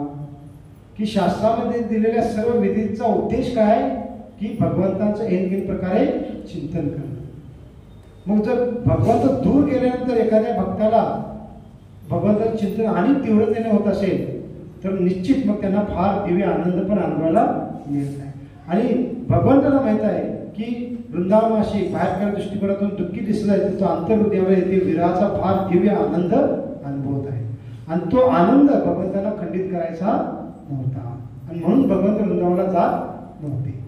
आणि मग एक विशेष प्रसंग आला, तो म्हणजे काय की सूर्यग्रहण आलेलं होतं आणि सूर्यग्रहणाच्या वेळेला कुरुक्षेत्र या ठिकाणी जाणं, तिथं स्नान करणं, काही यज्ञ करणं हे फार लाभदायक मानलं जातं आध्यात्मिक दृष्ट्या वैदिक ग्रंथांच्या नुसार. मग त्या सूर्यग्रहणाच्या वेळेला द्वारकावासी काय विचार करतात की आपण कुरुक्षेत्र या ठिकाणी जाऊ आणि तिथं काही आध्यात्मिक विधी कार्य करू. आणि ही वार्ता इकडे वृंदावनला पोहोचते की द्वारकावासी कुठे येत आहे? कुरुक्षेत्र या ठिकाणी येत आहेत आणि कृष्ण पण येत आहे. आणि इकडे काय करतं? उद्धवजीच्या द्वारे ही वार्ता पोहोचवली जाते वृंदावनला. कारण वृंदावनवासींना त्या ठिकाणी तर दर्शन मिळेल आणि वृंदावनवासी फार आनंदित होतात. आणि सर्व वृंदावनवासी, यशोदा माता, नंद महाराज, इतर गोपगण सर्वजण तयारी करून काय करतात? गोपी आहेत, वयस्कर गोपी आहेत, तरुण गोपी आहेत, सखा आहेत, सर्वजण तयारी करून कुठे येतात? कुरुक्षेत्र या ठिकाणी येतात कृष्णाचं दर्शन करण्यासाठी. आता ही फार मोठी लीला आहे, पण आपण लीलाच एवढ्या आहेत की आपण जरा फास्ट छोट्या स्वरूपात सांगत आहे. विस्तारित चर्चा केली तर आपल्याला एक साधारण एक महिना तर राहावं लागेल जर एकदम पूर्ण लीला चर्चा करायची म्हटलं तर. मग कुरुक्षेत्र या ठिकाणी वृंदावनवासी येतात आणि जेव्हा ते तर जवळ 100पेक्षा जादा वर्षानंतर कृष्णाचं दर्शन करतात आणि ते फार अपेक्षेने आले होते की आपण कृष्णाचं दर्शन करू, कृष्णाला भेटू. परंतु जेव्हा ते कृष्णाला पाहतात तर त्यांना आनंद वाटत नाही. का? कारण वृंदावनमध्ये कृष्ण वृंदावनवासींप्रमाणे वेश धारण करायचे. फक्त वेशच नाही तर त्याचा भाव पण वृंदावनवासींप्रमाणे होता.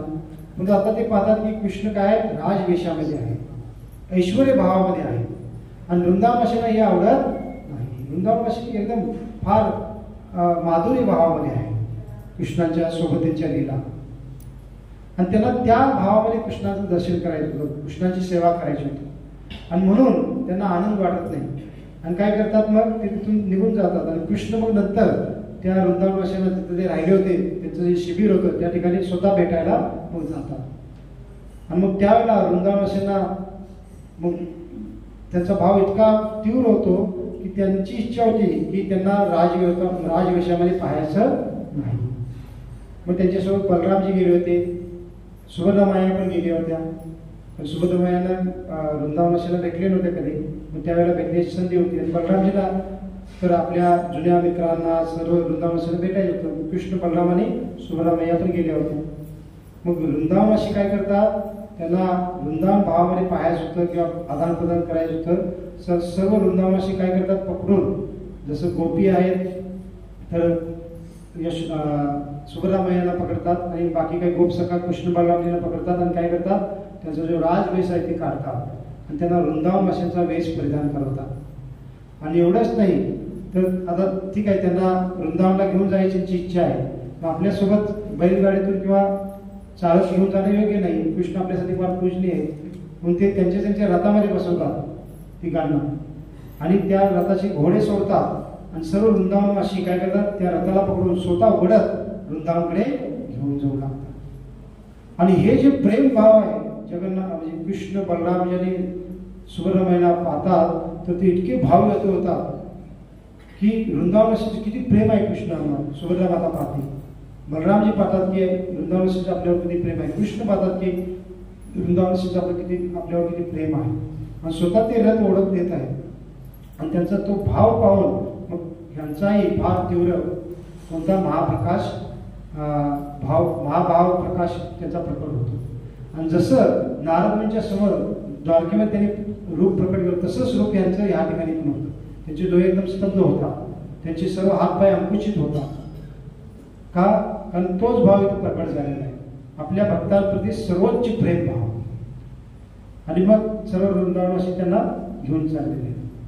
मग आता हा प्रसंग सांगितला जातो आणि त्या ठिकाणी पण भगवंताने हे स्वरूप प्रकट केले.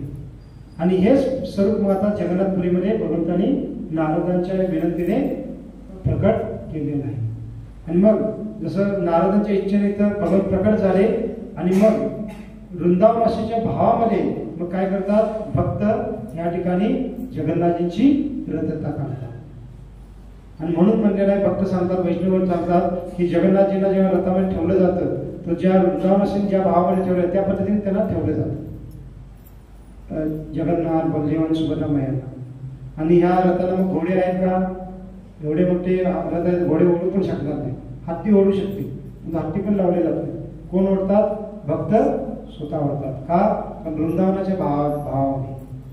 आणि जसं वृंदावनाशी कुरुक्षेत्र या ठिकाणावरून त्यांना वृंदावनला घेऊन गेले तसंच त्या भावनेमध्येच भक्त काय करतात, मुख्य मंदिरातून गुंडीच्या मंदिरामध्ये भगवंतांना घेऊन येतात. का? कारण जे मुख्य मंदिर आहे ते मथुरा किंवा द्वारकेचं प्रतीक मानलं जातं आणि गुंडीच्या मंदिर कशाचं प्रतीक मानलं जातं? वृंदावनाचं प्रतीक. आणि भक्तगण आता सामान्य जे भक्त आहेत त्यांना हे जर लीला माहीत नसेल तर ते भगवंताचा रथ म्हणून ओढतील. पण तुझे वैष्णवगण आहेत, आपण जेव्हा भगवंताचा रथ ओढतो तर आपण ते चिंतन केलं पाहिजे की वृंदावनाशीने भगवंताचा रथ कसा ओढला, त्यांचा काय भाव होता. तर त्या पद्धतीने आपण रथ पकडून काय केलं पाहिजे, ओढलं पाहिजे. आणि मग आपल्यासाठी वृंदावन काय आहे, आता वृंदावनाशीला वृंदावन होतं ते तिकडे घेऊन गेले. आता आपण विट्यामध्ये रथ काढतो तिथं वृंदावन काय आहे, वृंदावन आहे का तिथं? तर मग चैतन्य महाप्रभू काय म्हणतात, मोर मन वृंदावन. मोर मन म्हणजे आपलं जे हृदय आहे, वास्तविक आपलं सर्वांचं हृदय एक भगवंताचं धामच आहे. कारण प्रत्येकाच्या हृदयामध्ये कोण वास करतात? परमात्मा वास करतात. भगवंताचं एक विस्तारित रूप आहे आणि त्यामुळे आपलं हृदय पण वृंदावनच आहे. पण तो काय झालेला आहे, ते अनंताने आच्छादलेला आहे. काम, क्रोध, मोह, लोभ, मद, मत्सर. आणि त्यामुळे आपल्याला त्या वृंदावनाचा साक्षात्कार, आपल्या हृदयाच्या योग्य भावनेचा साक्षात्कार होत नाही. मग भक्ताचा भाव काय असला पाहिजे की हे भगवंता तुम्ही काय करा, माझं हृदय पण एक वृंदावन प्रमाणे आहे, परंतु ते हृदय पूर्णतः दूषित झालेलं आहे. तुम्ही काय करा, ह्या माझ्या वृंदावन रूपी हृदयामध्ये प्रकट व्हा, इथं वास करा आणि माझं हृदय काय करा, शुद्ध करा. मग अशा भावनेने आपण रथ ओढला पाहिजे असं भक्त सांगतात. ही एक दुसरी लीला आहे ज्या लीलेमध्ये भगवंताने ह्या स्वरूपाचं दर्शन घडवलं. आणि तिसरी आणखीन एक विशेष लीला आहे जे भक्त सांगतात. त्या लीलेमध्ये पण भगवंताने या जगन्नाथांच्या स्वरूपामध्ये आपलं रूप प्रकट केलं होतं. ती लीला कोणती आहे? ती लीला पण द्वारकेमध्येच घडली होती. जसं कृष्ण नेहमी द्वारकावासींचं स्मरण करायचे, नाव घ्यायचे आणि एवढंच नाही तर कधी कधी इतके भाव यायचे तर कृष्ण मूर्छित होऊन पण पडत होते. मग एक दिवस तसंच झालं. कृष्ण त्यांच्या नातेवाईकांच्या सोबत होते आणि अचानक त्यांना वृंदावनाचे स्मरण होतं. गोपींचं नाव घेऊ लागतात, गोपांचं नाव घेऊ लागतात आणि त्या स्मरणामध्ये कृष्ण त्या तीव्र प्रेमामध्ये मूर्छेतून खाली पडतात. आणि जेव्हा कृष्ण मूर्छेतून खाली पडतात तर त्यांना इतर ते त्यांच्यासोबत जे असणार त्यांचे नातेवाईक त्यांना कळत नाही की आता कृष्णाला कसं शुद्धीवर आणायचं. आणि ते म्हणजे दुःखी पण होतात त्यांचा भाव पाहून. तेवढ्यात तिथं कोण येतं, नारद मुनी, बलरामजी आणि उद्धवजी तिथे येतात. आणि बलराम आणि उद्धवजी येतात त्याच वेळेला नारद मुनी पण तिथे येतात. आणि मग हे सगळं पाहून उद्धवजी आणि बलरामजी नारद मुनी म्हणतात, हे नारद मुनी तुम्ही काय करा, वृंदावनवासींच्या बद्दल काही चर्चा करा किंवा त्यांचं गुणगान करा, जेणेकरून कृष्ण काय करतील, बाह्य चेतनेमध्ये येतील, शुद्धीवर येतील.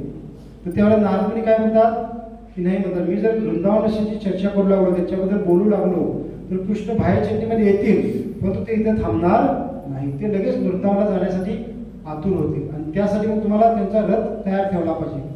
त्यांचा रथ आणि त्यांचे जे सारथी आहे, भगवंताच्या सारथीचं नाव काय आहे, दारुक. तर दारुकाला पण तुम्हाला तयार ठेवलं पाहिजे. मग असं कोण म्हणतात, नारद मुनी म्हणतात.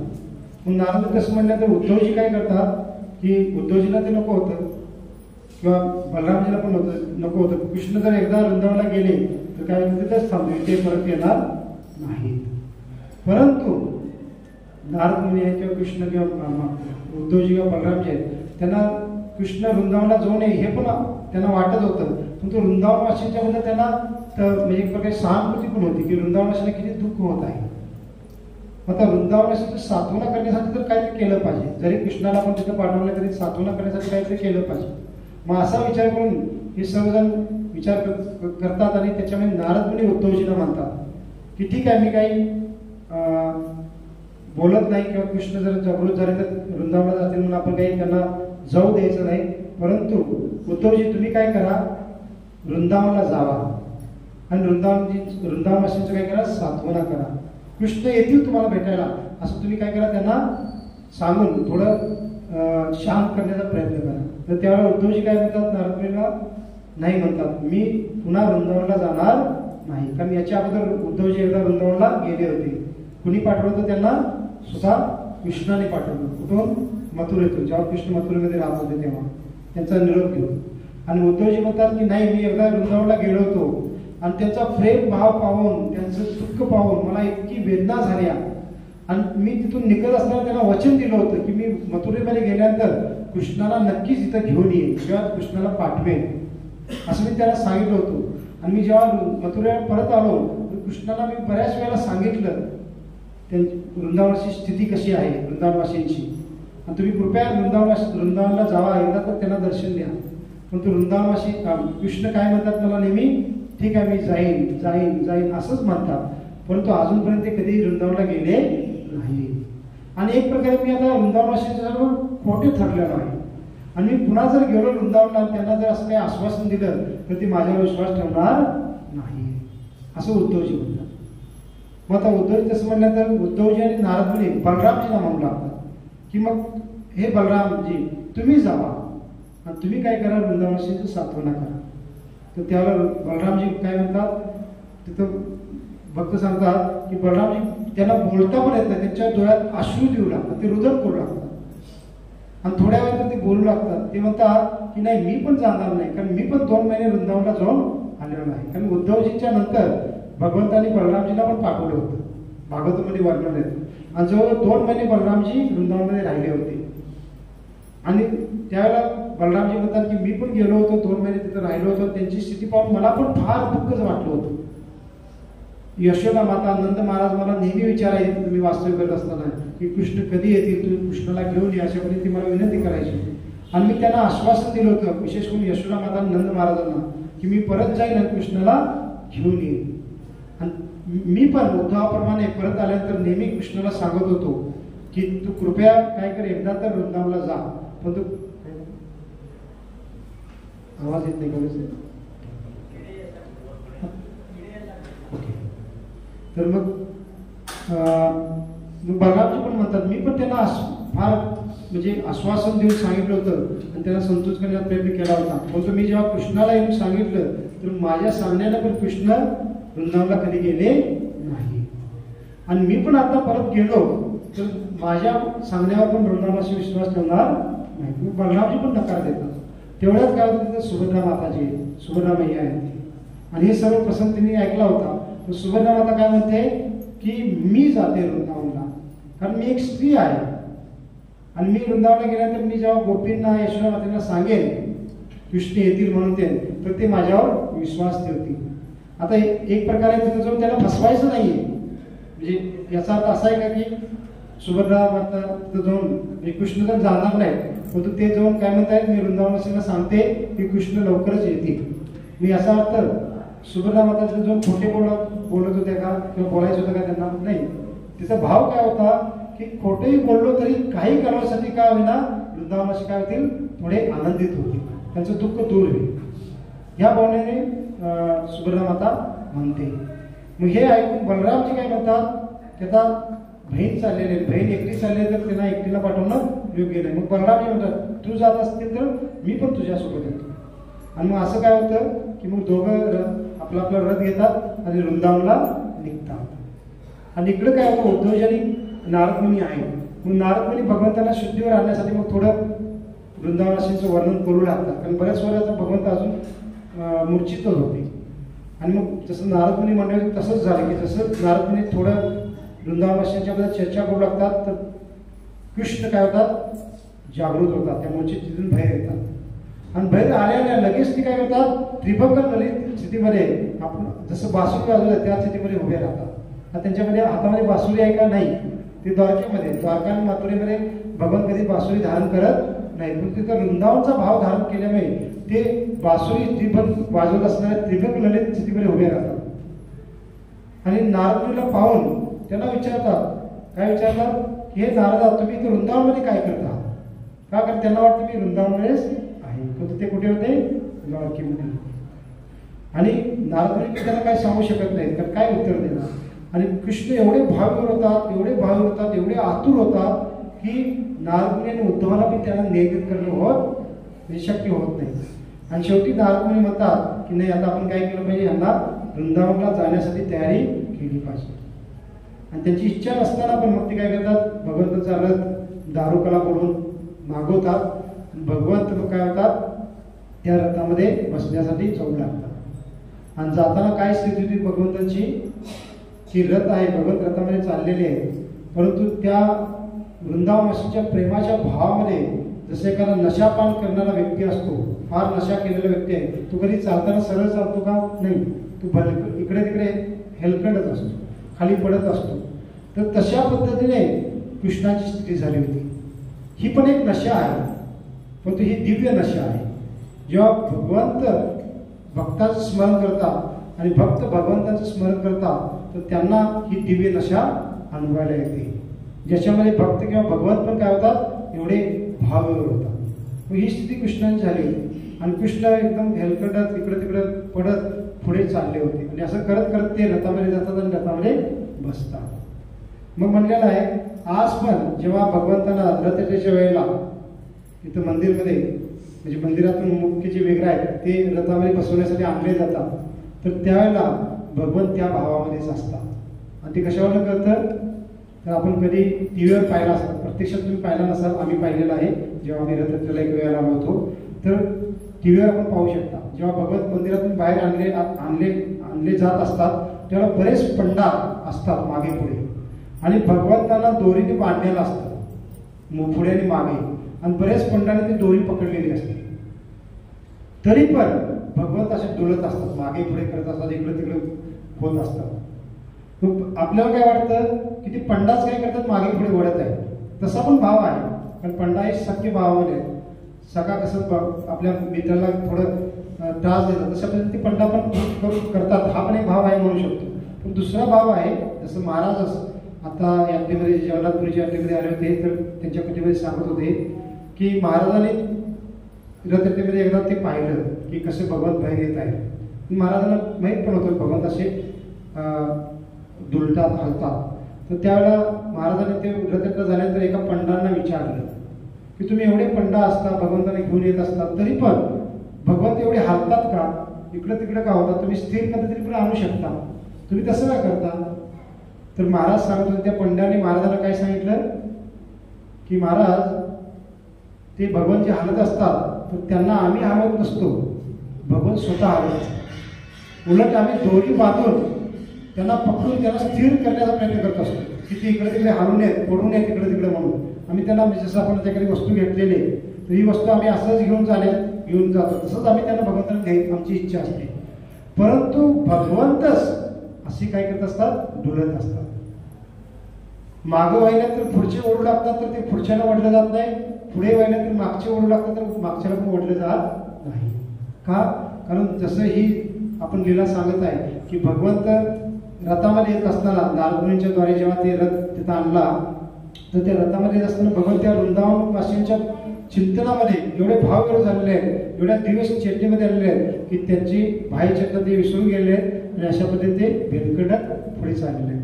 तर तसंच आज पण जगन्नाथजी त्या भावामध्ये इथे रथामध्ये बसताना असतात. हे काय फक्त एक ड्रामा सारखं प्रस्तुत केलं जात नाही. महाराज ते सांगत होते. आणि त्या कार्याला काय म्हटलं जातं, पांडू विजय असं म्हटलं जातं किंवा पहंडी असं पण म्हटलं जातं इथल्या स्थानिक भाषेमध्ये. म्हणजे भगवंतांना पुढा मुख्य मंदिरातून रथामध्ये आणलं जातं, त्याला हे विधी म्हणले जातं. पहंडी विधी किंवा पांडू विजय विधी, आणि त्याच्यामध्ये हे सर्व घडतं. मग आता ह्या लीलेमध्ये नारदमुनी जो रथ आणला होता त्या रथामध्ये कृष्ण बसतात आणि दारू मग रथ हाकतात. आणि इकडे काय होतं, तेवढ्यात बलरामजी आणि सुभद्रा माता जे पुढे गेल्या होत्या ते कुठे पोहोचतात, वृंदावनमध्ये पोहोचतात. आणि वृंदावनमध्ये प्रवेश केल्यानंतर वृंदावनाची स्थिती पाहून की वृंदावनाशी घरचे कार्य करतात पण त्यांच्यामध्ये काही उत्साह नाहीये, गायी चारा खात नाहीये, वासरू दूध पित नाहीये, यशोदा माता रुदन करत बसलेले आहे, नंद महाराज उदास आहेत. हे सर्व पाहून त्यांचा प्रेम भाव पाहून सुभद्रा मैया आणि बलरामजी त्यांच्या रथामध्ये बसलेल्या स्थितीमध्ये ते दर्शन करतात. आणि त्या रथामध्ये असतानाच त्यांची स्थिती पुन्हा अशी होते. कोणती स्थिती? महाभाव प्रकाश स्थिती, ज्या स्थितीमध्ये जगन्नाथजी आहेत. जी स्थिती भगवंताने रोहिणी मातेच्या चर्चेच्या वेळेला प्राप्त केली होती, जी स्थिती भगवंताने कुरुक्षेत्र या ठिकाणी प्राप्त केली, ती स्थिती बलरामजी आणि सुभद्राबाईंना वृंदावनामध्ये प्रवेश केल्यानंतर त्या रथामध्ये प्राप्त होते. ते स्तब्ध होतात, त्यांचं शरीर आकुशित होतं आणि ते तिथं त्या पद्धतीने होतात. तेवढ्या तिथे कृष्ण पण कुठे पोहोचतात, वृंदावनामध्ये पोहोचतात. आणि कृष्ण कुठे जातात डायरेक्ट निधीवनच्या ठिकाणी जातात. का? कारण राधा राणी आणि गोपी त्या निधीवनच्या ठिकाणी आले होते. भगवंत येतील, कारण रोज त्यांचं कार्य आहे. भगवंत 100-1 वर्षाने तर आले नाहीत अजून, पण त्यांना पूर्णच आशा आहे. रोज सकाळी उठल्यानंतर त्यांना पूर्ण विश्वास आहे की कृष्ण आज निश्चित येतील. 100 वर्ष उलटून गेलेले तरी त्यांचा उत्साह कमी नाही झाला. की पहिल्या वर्षी त्यांचा फार उत्साह होता, जसं वर्ष होत गेली ठीक आहे कृष्ण येणार नाही राहून दे, असं नाही. रोज तेवढा त्यांचा उत्साह तेवढाच आहे. रोज ते वनामध्ये येत आहेत, फुलं गोळा करत आहेत, हार बनवत आहेत आज कृष्णाचं त्यांचं स्वागत करण्यासाठी. आणि त्यासाठी कृष्ण त्या दिवशी पण राधाराणी निधीवनामध्ये आल्या होत्या आपल्या गोपींच्या सोबत, सखींच्या सोबत. परंतु कृष्णाचं स्मरण होऊन राधाने एवढ्या तीव्र भावामध्ये येतात, राधाराणी तिथंच मूर्छितून खाली पडतात. द्वारकेमध्ये कृष्ण वृंदावनवासींचं स्मरण करून मूर्छित होत आहेत आणि इकडं वृंदावनवासी कृष्णाचं स्मरण करून मूर्छित होत आहेत. हे भक्ताने भगवंताच्या म्हटलं प्रेमाचं आदान प्रदान आहे. आणि गोपसखींना फार म्हणजे भय वाटतं की अशा पद्धतीने राधाराणी जे बऱ्याच वेळा मूर्छित झाल्या होत्या, फक्त आजचं मूर्छित होणे आणखीनच तीव्र आहे. त्या घाबरतात आणि वृंदावनामध्ये पूर्ण वार्ता पसरते की आता राधाराणी कदाचित ध्येय त्यागेल म्हणून. तर वृंदावनवासी पण एकदम घाबरून जातात, जर राधाराणी ध्येय त्यागला तर आम्ही पण ध्येय धारण करणार नाही. आणि कृष्ण जर आले तर मग कृष्णाचं सेवा कोण करणार? की पहा, यांना काही तक्रार नाही कृष्णाच्या प्रती. एवढं वर्ष जर कृष्ण आले नाही तरी त्यांना कृष्ण जर पुन्हा आले तर आम्ही त्यांचा काही सेवा करणार नाही, त्यांना बघणार पण नाही असं ते मला विचार करत नाही. किती कठोर आहेत. एवढं वर्ष तर एकदा पण आले नाही असं ते विचार करत नाही. कृष्ण आले आणि आम्ही जर नसू तर कृष्णाची सेवा कोण करणार असं विचार करून 100पेक्षा जादा वर्ष झालेले आहेत तरी त्यांनी प्राण धारण करून ठेवलेला आहे. प्राण त्यागायच्या पुढे ते कृष्णाच्या विधामध्ये कधी पण प्राण त्यागू शकले असते, परंतु सेवा कोण करणार म्हणून ते पुन्हा प्राण धारण करून आहे. आणि अशा स्थितीमध्ये ते वृंदावासी विचार करतात की राधाराणी ध्येय त्यागला तर आम्ही पण ध्येय धारण करू शकणार नाही, आम्ही पण ध्येय त्यागू, परंतु कृष्णाची सेवा कोण करणार असं ते विचार करत आहेत. आणि इकडे काय होतं, कृष्ण त्या निधीवनामध्ये येतात आणि येतात पाहतात तर काय होतं की राधाराणी मूर्छितून पडलेली आहे. आणि राधाराणीला त्या स्थितीमध्ये पाहून जे कृष्ण रथामध्ये होते त्यांची स्थिती कशी होते, पुन्हा ह्या महाभाव प्रकाश स्थितीमध्ये येते. जी स्थिती भगवंताने रोहिणी मातेच्या चर्चेमध्ये प्राप्त केली होती किंवा कुरुक्षेत्राच्या स्थितीमध्ये प्राप्त केली. वेगळं बलरामजी आणि सुभद्रामाता रथामध्ये स्थिती प्राप्त झालेले इतर वृंदावनाला पाहून आणि कृष्णांना राधा राणीला पाहून ती स्थिती प्राप्त झालेली. आता कृष्ण स्तब्ध झाले, त्याचे शरीर पूर्ण आकर्षित झालेलं आहे. आणि तेवढ्यात काय होतं, जे वायू आहे तो कृष्णाला स्पर्श करून जेव्हा राधा राणीला स्पर्श करतो तर राधा राणी मग शुद्धीवर येते. का तर कृष्णाचा येण्याचं ते जाणीव त्यांना झाली आणि गोपी आनंदित होतात. परंतु कृष्ण मात्र इथे कसे आहे, अशा स्थितीमध्ये स्तब्ध स्थितीमध्ये. मग काय होतं की मग गोपी जातात पुढे आणि कृष्णाच्या कानांमध्ये राधा राणीच्या बद्दल सांग, राधा राणी आलेले तुम्हाला भेटण्यासाठी आणि तुम्ही काय करा, त्यांना भेटा किंवा त्यांना आनंद प्रदान करा. अशा पद्धतीने गोपी काय करतात, भगवंताच्या कानामध्ये बोलतात आणि त्याच्याद्वारे कृष्ण काय करतात, बाह्य चेतनेमध्ये येतात त्या महाभाव प्रकाश स्थितीतून. महाशब्द आपण लक्षात ठेवा, भगवंताने जगन्नाथपुरीमध्ये जे रूप प्रकट केलेलं आहे त्या प्रकाश रूपाशी संबोधन काय, महाभाव प्रकाश स्थिती.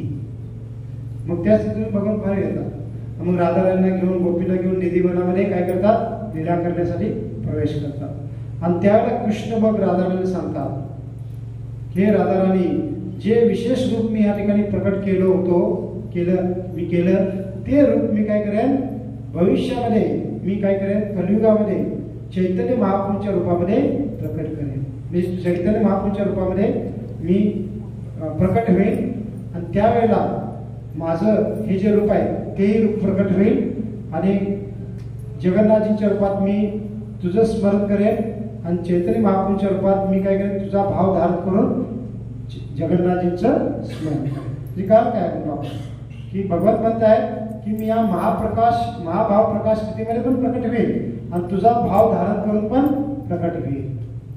आणि मी दोन्ही रूपामध्ये काय करेन, ज्या प्रेमाचं आदान प्रदान आपण करत आहोत त्या प्रेमाचं आदान प्रदान मी तिथं अनुभवेन, असं कृष्ण राधा राणीला तिथं म्हणतात. आणि मग हा एक प्रसंग आहे ज्या प्रसंगामध्ये भगवंताने हे जे स्वरूप आहे महाभाव प्रकाश स्वरूप हे प्रकट केलं होतं. आणि म्हणून हे जे वेगवेगळे प्रसंग आहेत या सर्व प्रसंगाच्या मुळे भगवंताने काय केलेलं आहे, हे विशेष रूप जगन्नाथजींचं स्वरूप ह्या जगन्नाथपुरीमध्ये प्रकट केलेलं आहे. हे 3 प्रसंग सांगितले जातात. आणि पहा, भगवंत वेगवेगळ्या प्रसंगामध्ये माध्यम बनवून आपण एखाद्या विशिष्ट रूपामध्ये प्रकट होणार आहे हे काय करतात, निश्चित करतात आणि बद्ध जीवांवर विशेष कृपा करतात. आणि त्यामुळे जगन्नाथजींचं जे रूप आहे हे फार विशेष दयाळू कृपाळू मानलं जातं आणि भगवंताचं सर्वात श्रेष्ठ भक्तांच्या प्रती प्रेम प्रकट करणारं रूप मानलं जातं. आणि म्हणून वैष्णवगण फार आनंदाने जगन्नाथजींचं दर्शन करण्यासाठी येतात, त्यांची प्रसाद ग्रहण करण्यासाठी येतात. आणि आपल्या गौडी संप्रदायामध्ये पण आपण जेव्हा भगवंताच्या विग्रहाची सेवा करण्याचे नियोजन करतो आपल्या कुटुंबामध्ये, तर 2 विग्रह किंवा भगवंताचे 2 स्वरूप फार दयाळू आपण मागतो. कोणते 2 स्वरूप? एक आहे गौर नित्यायांचं, कारण गौरांग आपण नित्यानुभू स्वयंकृष्ण बलराम आहे, तो फार परम दयाळू अवताराच्या रूपात प्रकट झालेला आहे. तर त्या रूपाला आपण फार दयाळू म्हणतो. आणि दुसरं रूप कोणतं दयाळू म्हणतो? श्री जगन्नाथ बलदेव सुभद्रा महाराणी की. ह्या रूपामध्ये भगवान प्रकट झाले. ह्या रूपाला पण फार दयाळू म्हणून भक्त काय करतात, आपल्या घरामध्ये स्थापित करतात, त्यांची सेवा करतात.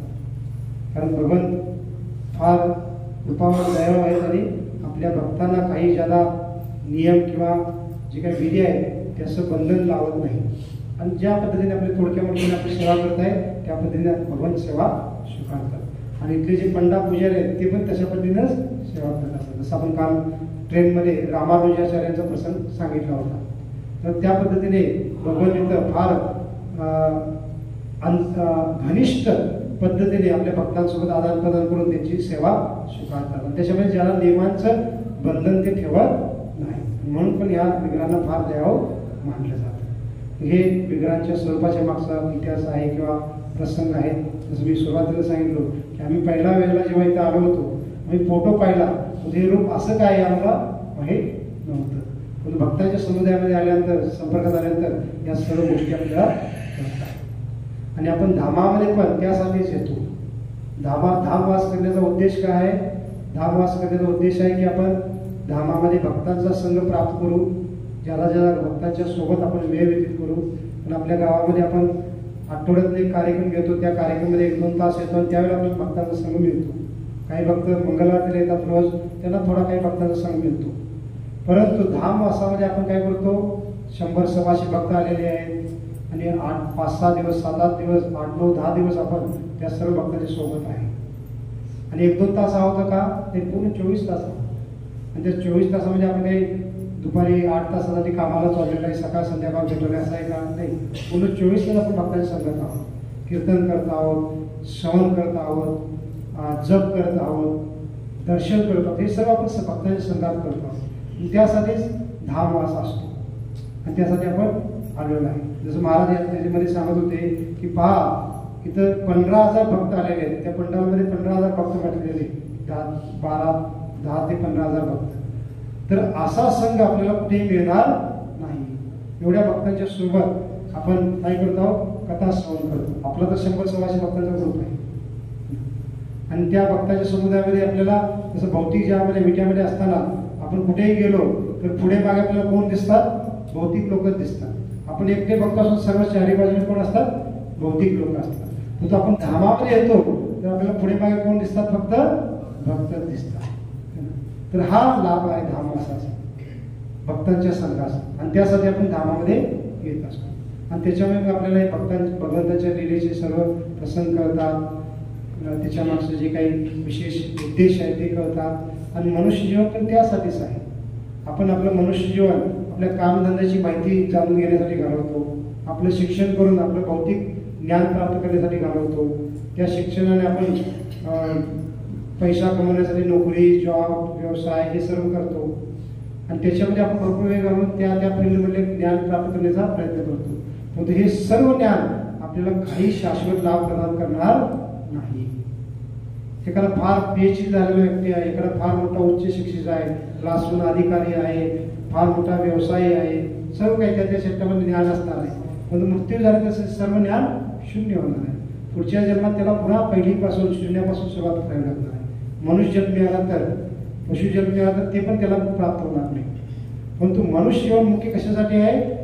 भगवान कोण आहेत, आपण कोण आहोत, भगवंतांनी ह्या वेगवेगळ्या लीला का केलेल्या आहेत, त्याच्या मागे भगवंताचा काय भाव आहे आणि आपण कोणता भाव धारण केला पाहिजे, भगवंताच्या प्रती आपण कसं कर्तव्य निभावलं पाहिजे, हे सर्व जाणण्यासाठी मनुष्य योनी मिळालेली. मग आपण आयुष्यभर ते जाणण्यासाठी आपला वेळ व्यतीत केला पाहिजे. परंतु बद्ध अवस्थेमध्ये आपण मायेच्या प्रभावामुळे आपण काय करतो, आयुष्यभर या भौतिक ज्ञानाला प्राप्त करण्यासाठी व्यतीत करतो. मग सुरुवात म्हणून काय आहे, मग आपण भक्तीमध्ये येतो तेव्हा सुरुवात म्हणजे काय, ठीक आहे आपण आठवड्यातून 1 दिवस सत्संगला या आणि ज्ञान जाण्याचा प्रयत्न करा. आणि सुरुवात म्हणून मग वर्षातून एकदा 8-10 दिवस यात्रेला जाऊया आपण आणि त्यावेळेला आपण 8-10 दिवस पूर्णतः आध्यात्मिक ज्ञान जाणण्यासाठी वेळ देऊ, भगवंता संबंधित ज्ञान जाण्यासाठी वेळ देऊ. आणि हे वास्तविक आपल्यासाठी सर्वात शाश्वत लाभ प्रदान करणारं कार्य आहे. बाकी सर्व शून्य होत आहे, कोणी किती ज्ञानी असेल किंवा अडाणी असेल. आणि त्यासाठी आपण धामामध्ये येतो आणि हे सर्व आपल्याला लाभ प्राप्त होतो. तर ठीक आहे, आता वेळ परंपरा होत आलेला आहे. तर आपण इथं आजची चर्चा आपली जी कथा आहे थांबवू आणि उद्या आपण पुढची चर्चा करू आणि थोडी सूचना पण देऊ उद्या आपलं काय काय नियोजन असेल त्याबद्दल.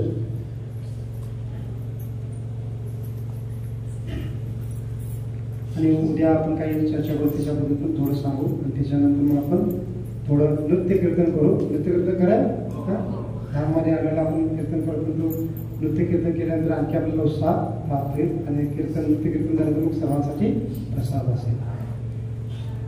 मग सूचना ही आहे की जसं आपण आता प्रसाद घेऊन नृत्य कीर्तन झाल्यानंतर प्रसाद घ्या आणि पुन्हा मग आपण काय करा, आपलं काही जप राहिलेला असेल तर जप पूर्ण करा.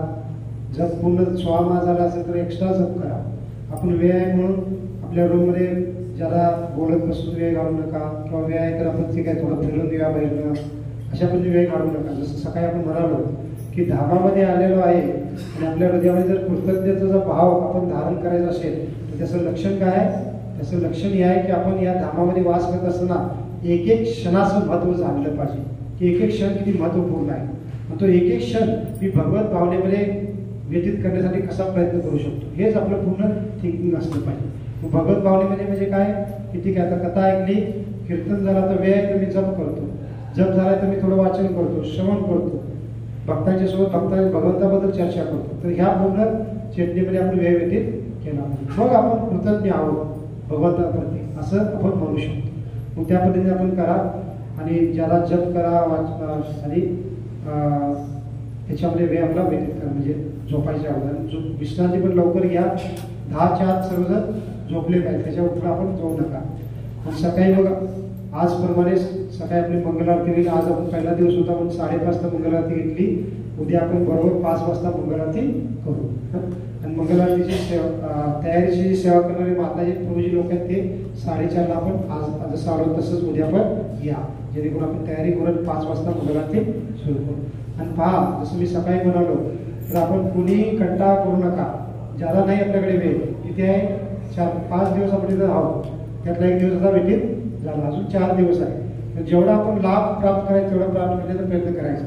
तर आपल्याला कंटाळा वाटेल त्रास वाटेल उठायला नको वाटेल तरी पण आपण उठा त्यालाच तपस्या म्हणल्या आहे. स्नान करा आणि ते पहा आपण मंगलारती केली तर आपल्याला किती दिव्य आनंदाचा अनुभव येईल. आणि मग त्या पद्धतीने आपण सर्वजण आरतीला या. आणि रूममध्ये पण आपण 3 आहोत तर पहिला कोण उठा नंतर उठा तसं असं पण आपण नियोजन करा आणि त्या पद्धतीने 5च्या आत सर्वजण तयार होऊन इथं या.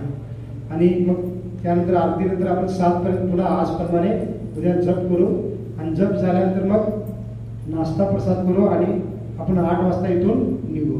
आज मात्र निघू नक्की हा. जसं आज आपण म्हणून निघाले कसं नाही करणार कारण आज जरा थोडं कुठं बसून चर्चा करायचं ठिकाण नव्हतं योग्य आपण इथे केली. तर उद्या आपण इथून बरोबर 8 वाजता निघू. आणि उद्या कसं निघायचं आपण तर जगन्नाथ मंदिरच्या आणि पलीकडे आपल्याला ठिकाण आहेत ते पाहण्यासाठी जायचं आहे. उद्या पण फार विशेष ठिकाणं असणार आहेत. फार गुह्य ठिकाण आहेत उद्याची. ते म्हणजे काय एक ठिकाण आहे गंभीरा. नावच कसं आहे पहा कसं आहे गंभीरा का कारण तिथं स्वयं चैतन्य महाप्रभू राहिलेले या जगन्नाथपुरीच्या वासाच्या दरम्यान फार महत्वपूर्ण ठिकाण आहे. तर तिथं आपण जाऊ त्याची चर्चा आपण तिथं करू. दुसरं ठिकाण आहे सिद्ध बकू ज्या ठिकाणी कोण राहिलेले स्वयं हरिदास ठाकूर राहिलेले आहेत. त्यांनी तिथं राहून रोज 192 महा केलेले फार शक्तिशाली ते ठिकाण आहे. तर तिथंही जाऊ आपण तिथं थोडी चर्चा करून तिथं काही वेळ आपण जप पण करू हरिदास ठाकूरांची कृपा प्राप्त करण्यासाठी. हे ठिकाण असणार आहे. त्याच्या अगोदर मग भक्ती सिद्धार्थ महाराजचं जन्म ठिकाण आहे. भक्ती सिद्धार्थ महाराज जे कृपाचे गुरु होते त्यांचा पण जन्म येतच जगन्नाथपुरीमध्ये झालेला आहे. ते ठिकाण पाहू आणि त्या चर्चा आपण त्या ठिकाणी करू.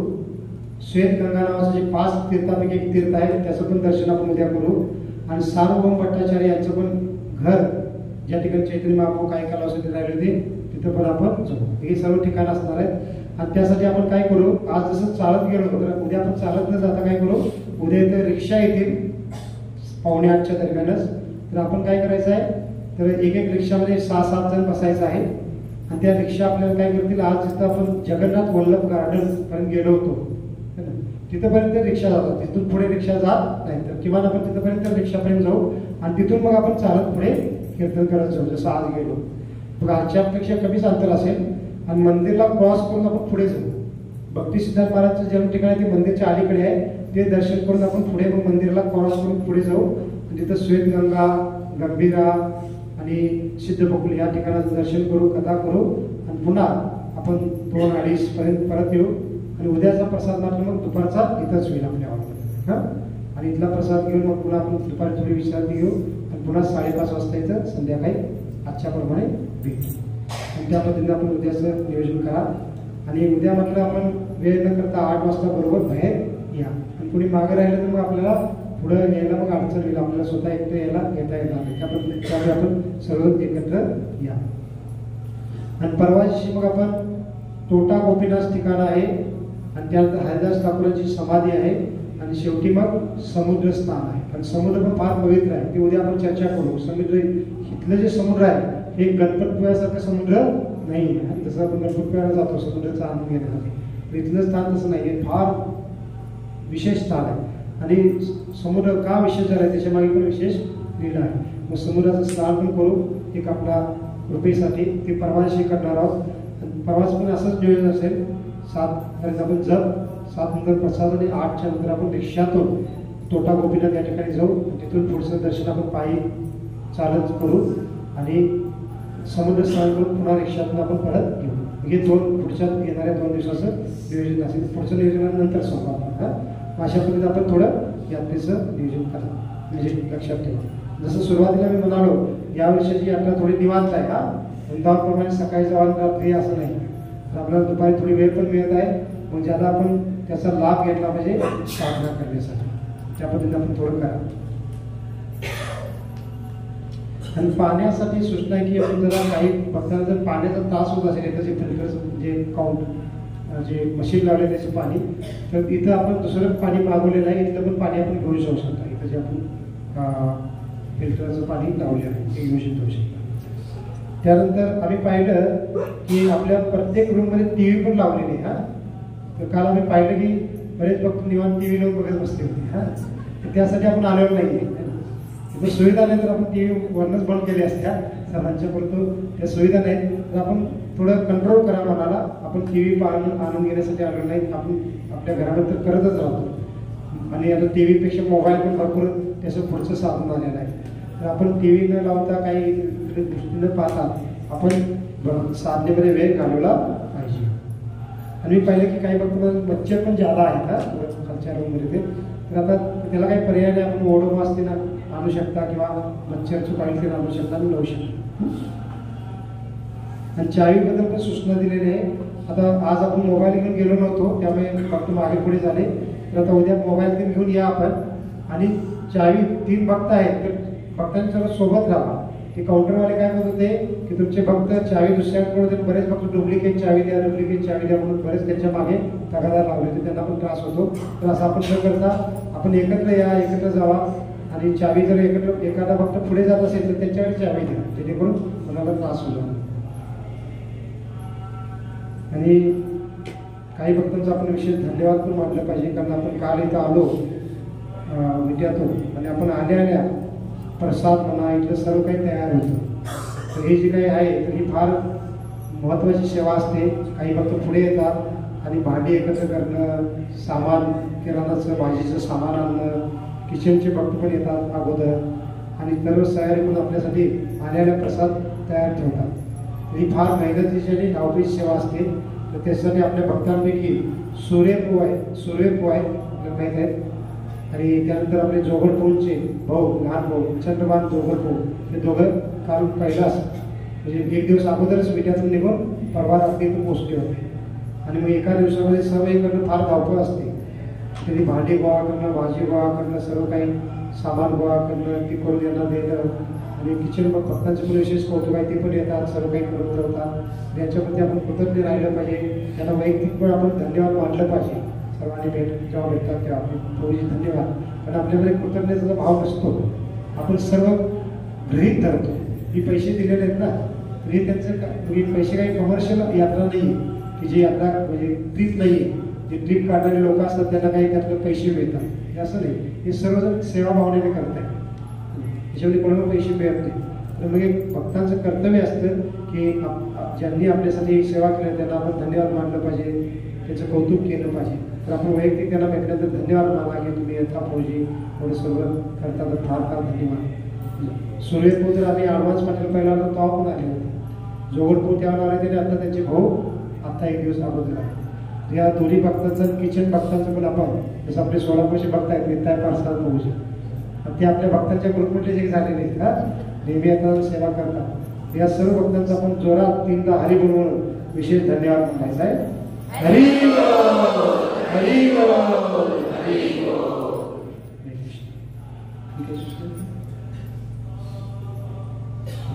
म्हणजे प्रसाद घेण्याच्या संबंधित सूचना आहे की प्रसाद घेत असताना आता मी सकाळी पाहिलं म्हणजे हा सकाळच्या प्रसादातून असं की फक्त असंच गोल गोल करून इकडे तिकडे बसले होते. तर असं न बसता माताजीने तिकडे लाईनला बसायचं. प्रसाद आपण घ्या इथं काउंटरवरनं आणि सर्वांनी लाईनला बसा तिकडे आणि प्रभूजी इकडे लाईनला बसू द्या आणि असं इकडे तिकडे बसू नका. आणि बरेच भक्त ते खुर्ची काढून बसले होते म्हणजे प्रसाद. तर आपण पहा धामामध्ये आलेलो आहोत आपली वैदिक पद्धत आहे, खाली बसून प्रसाद घेतला पाहिजे, जेवण केलं पाहिजे. तर ज्यांना त्यांना खरोखर पायाचा प्रॉब्लेम आहे, गुडघ्याचा प्रॉब्लेम आहे, त्यांनी वर बसून घ्या प्रसाद.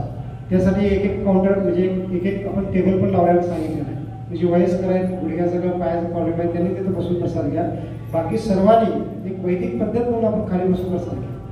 हा आपल्याला फार विशेष वाटतो. आपल्याला काही त्रास नसतो, परंतु आपण एक धारणा बनवलेली आहे. खाली बसून प्रसाद घेणं आपल्याला कमीपणाचं वाटतं, कारण पाश्चात्य लोकांचा प्रभाव झालेला आहे. आपल्याला खुर्च्या असते, टेबल असलं तर बसून घ्यायला ते स्टँडर्ड वाटतं. बऱ्याच लोकांना काही त्रास नसतो, तर तिथं बसून प्रसाद घ्यायला चांगलं वाटतं. खाली बसायला ते कमीपणाचं वाटतं. तर हे सर्व आपण भावना त्यागली पाहिजे. आपली वैदिक पद्धत आहे, सात्विक पद्धत आहे, खाली बसून प्रसाद देऊन घ्या. तर कोणी संकोच करायचा नाही. ज्यांना त्रास आहे त्यांनी वर प्रसाद द्यायचा. माता वयस्कर लोक आहेत, पायाचा प्रॉब्लेम आहे, त्यांनी बसून तिथं खुर्चीवरती घ्या. पण बाकी सर्वांनी, काही भक्त असे आहेत की त्यांना काय नाही 15-20 मिनिटं अर्धा तास लागतो प्रसाद घ्यायला, तेवढं बसून काही त्रास होत नाही. 1 तास 1.5 तास बसल्याचा त्रास होत असेल तर ठीक आहे, पण तो अर्धा तासात काही त्रास होत नाही. बसा, खाली बसून प्रसाद घ्या. तर हे पण एक अतिशय योग्य भावना आपण बोलू शकतो. तशा तुम्ही आपण काय. आणि काही भक्त जे वाढणार आहेत, माताजी पुरुष इकडे तिकडे बसत असेल, पलुसकर पो तारलेकर पो, आपण त्यांना सूचना द्या की असं बसू नका, लाईनमध्ये बसा, असं आपण सांगा, जेणेकरून भक्त ते फॉलो करते. ठीक आहे. हरे कृष्ण. श्रील प्रभुपाद की, अनंत कोटि वैष्णव वृंद की, निताय गौर प्रेमानंदे. ठीक आहे. सर्वांनी उठून उभे राहा आणि सर्वांनी एकदम उत्साहामध्ये कीर्तनामध्ये सहभागी व्हायचं आहे. अगदी संकोच करायचा नाही. प्रभूजी, माताजी, प्रभूजी माताजी छोटे छोटे करून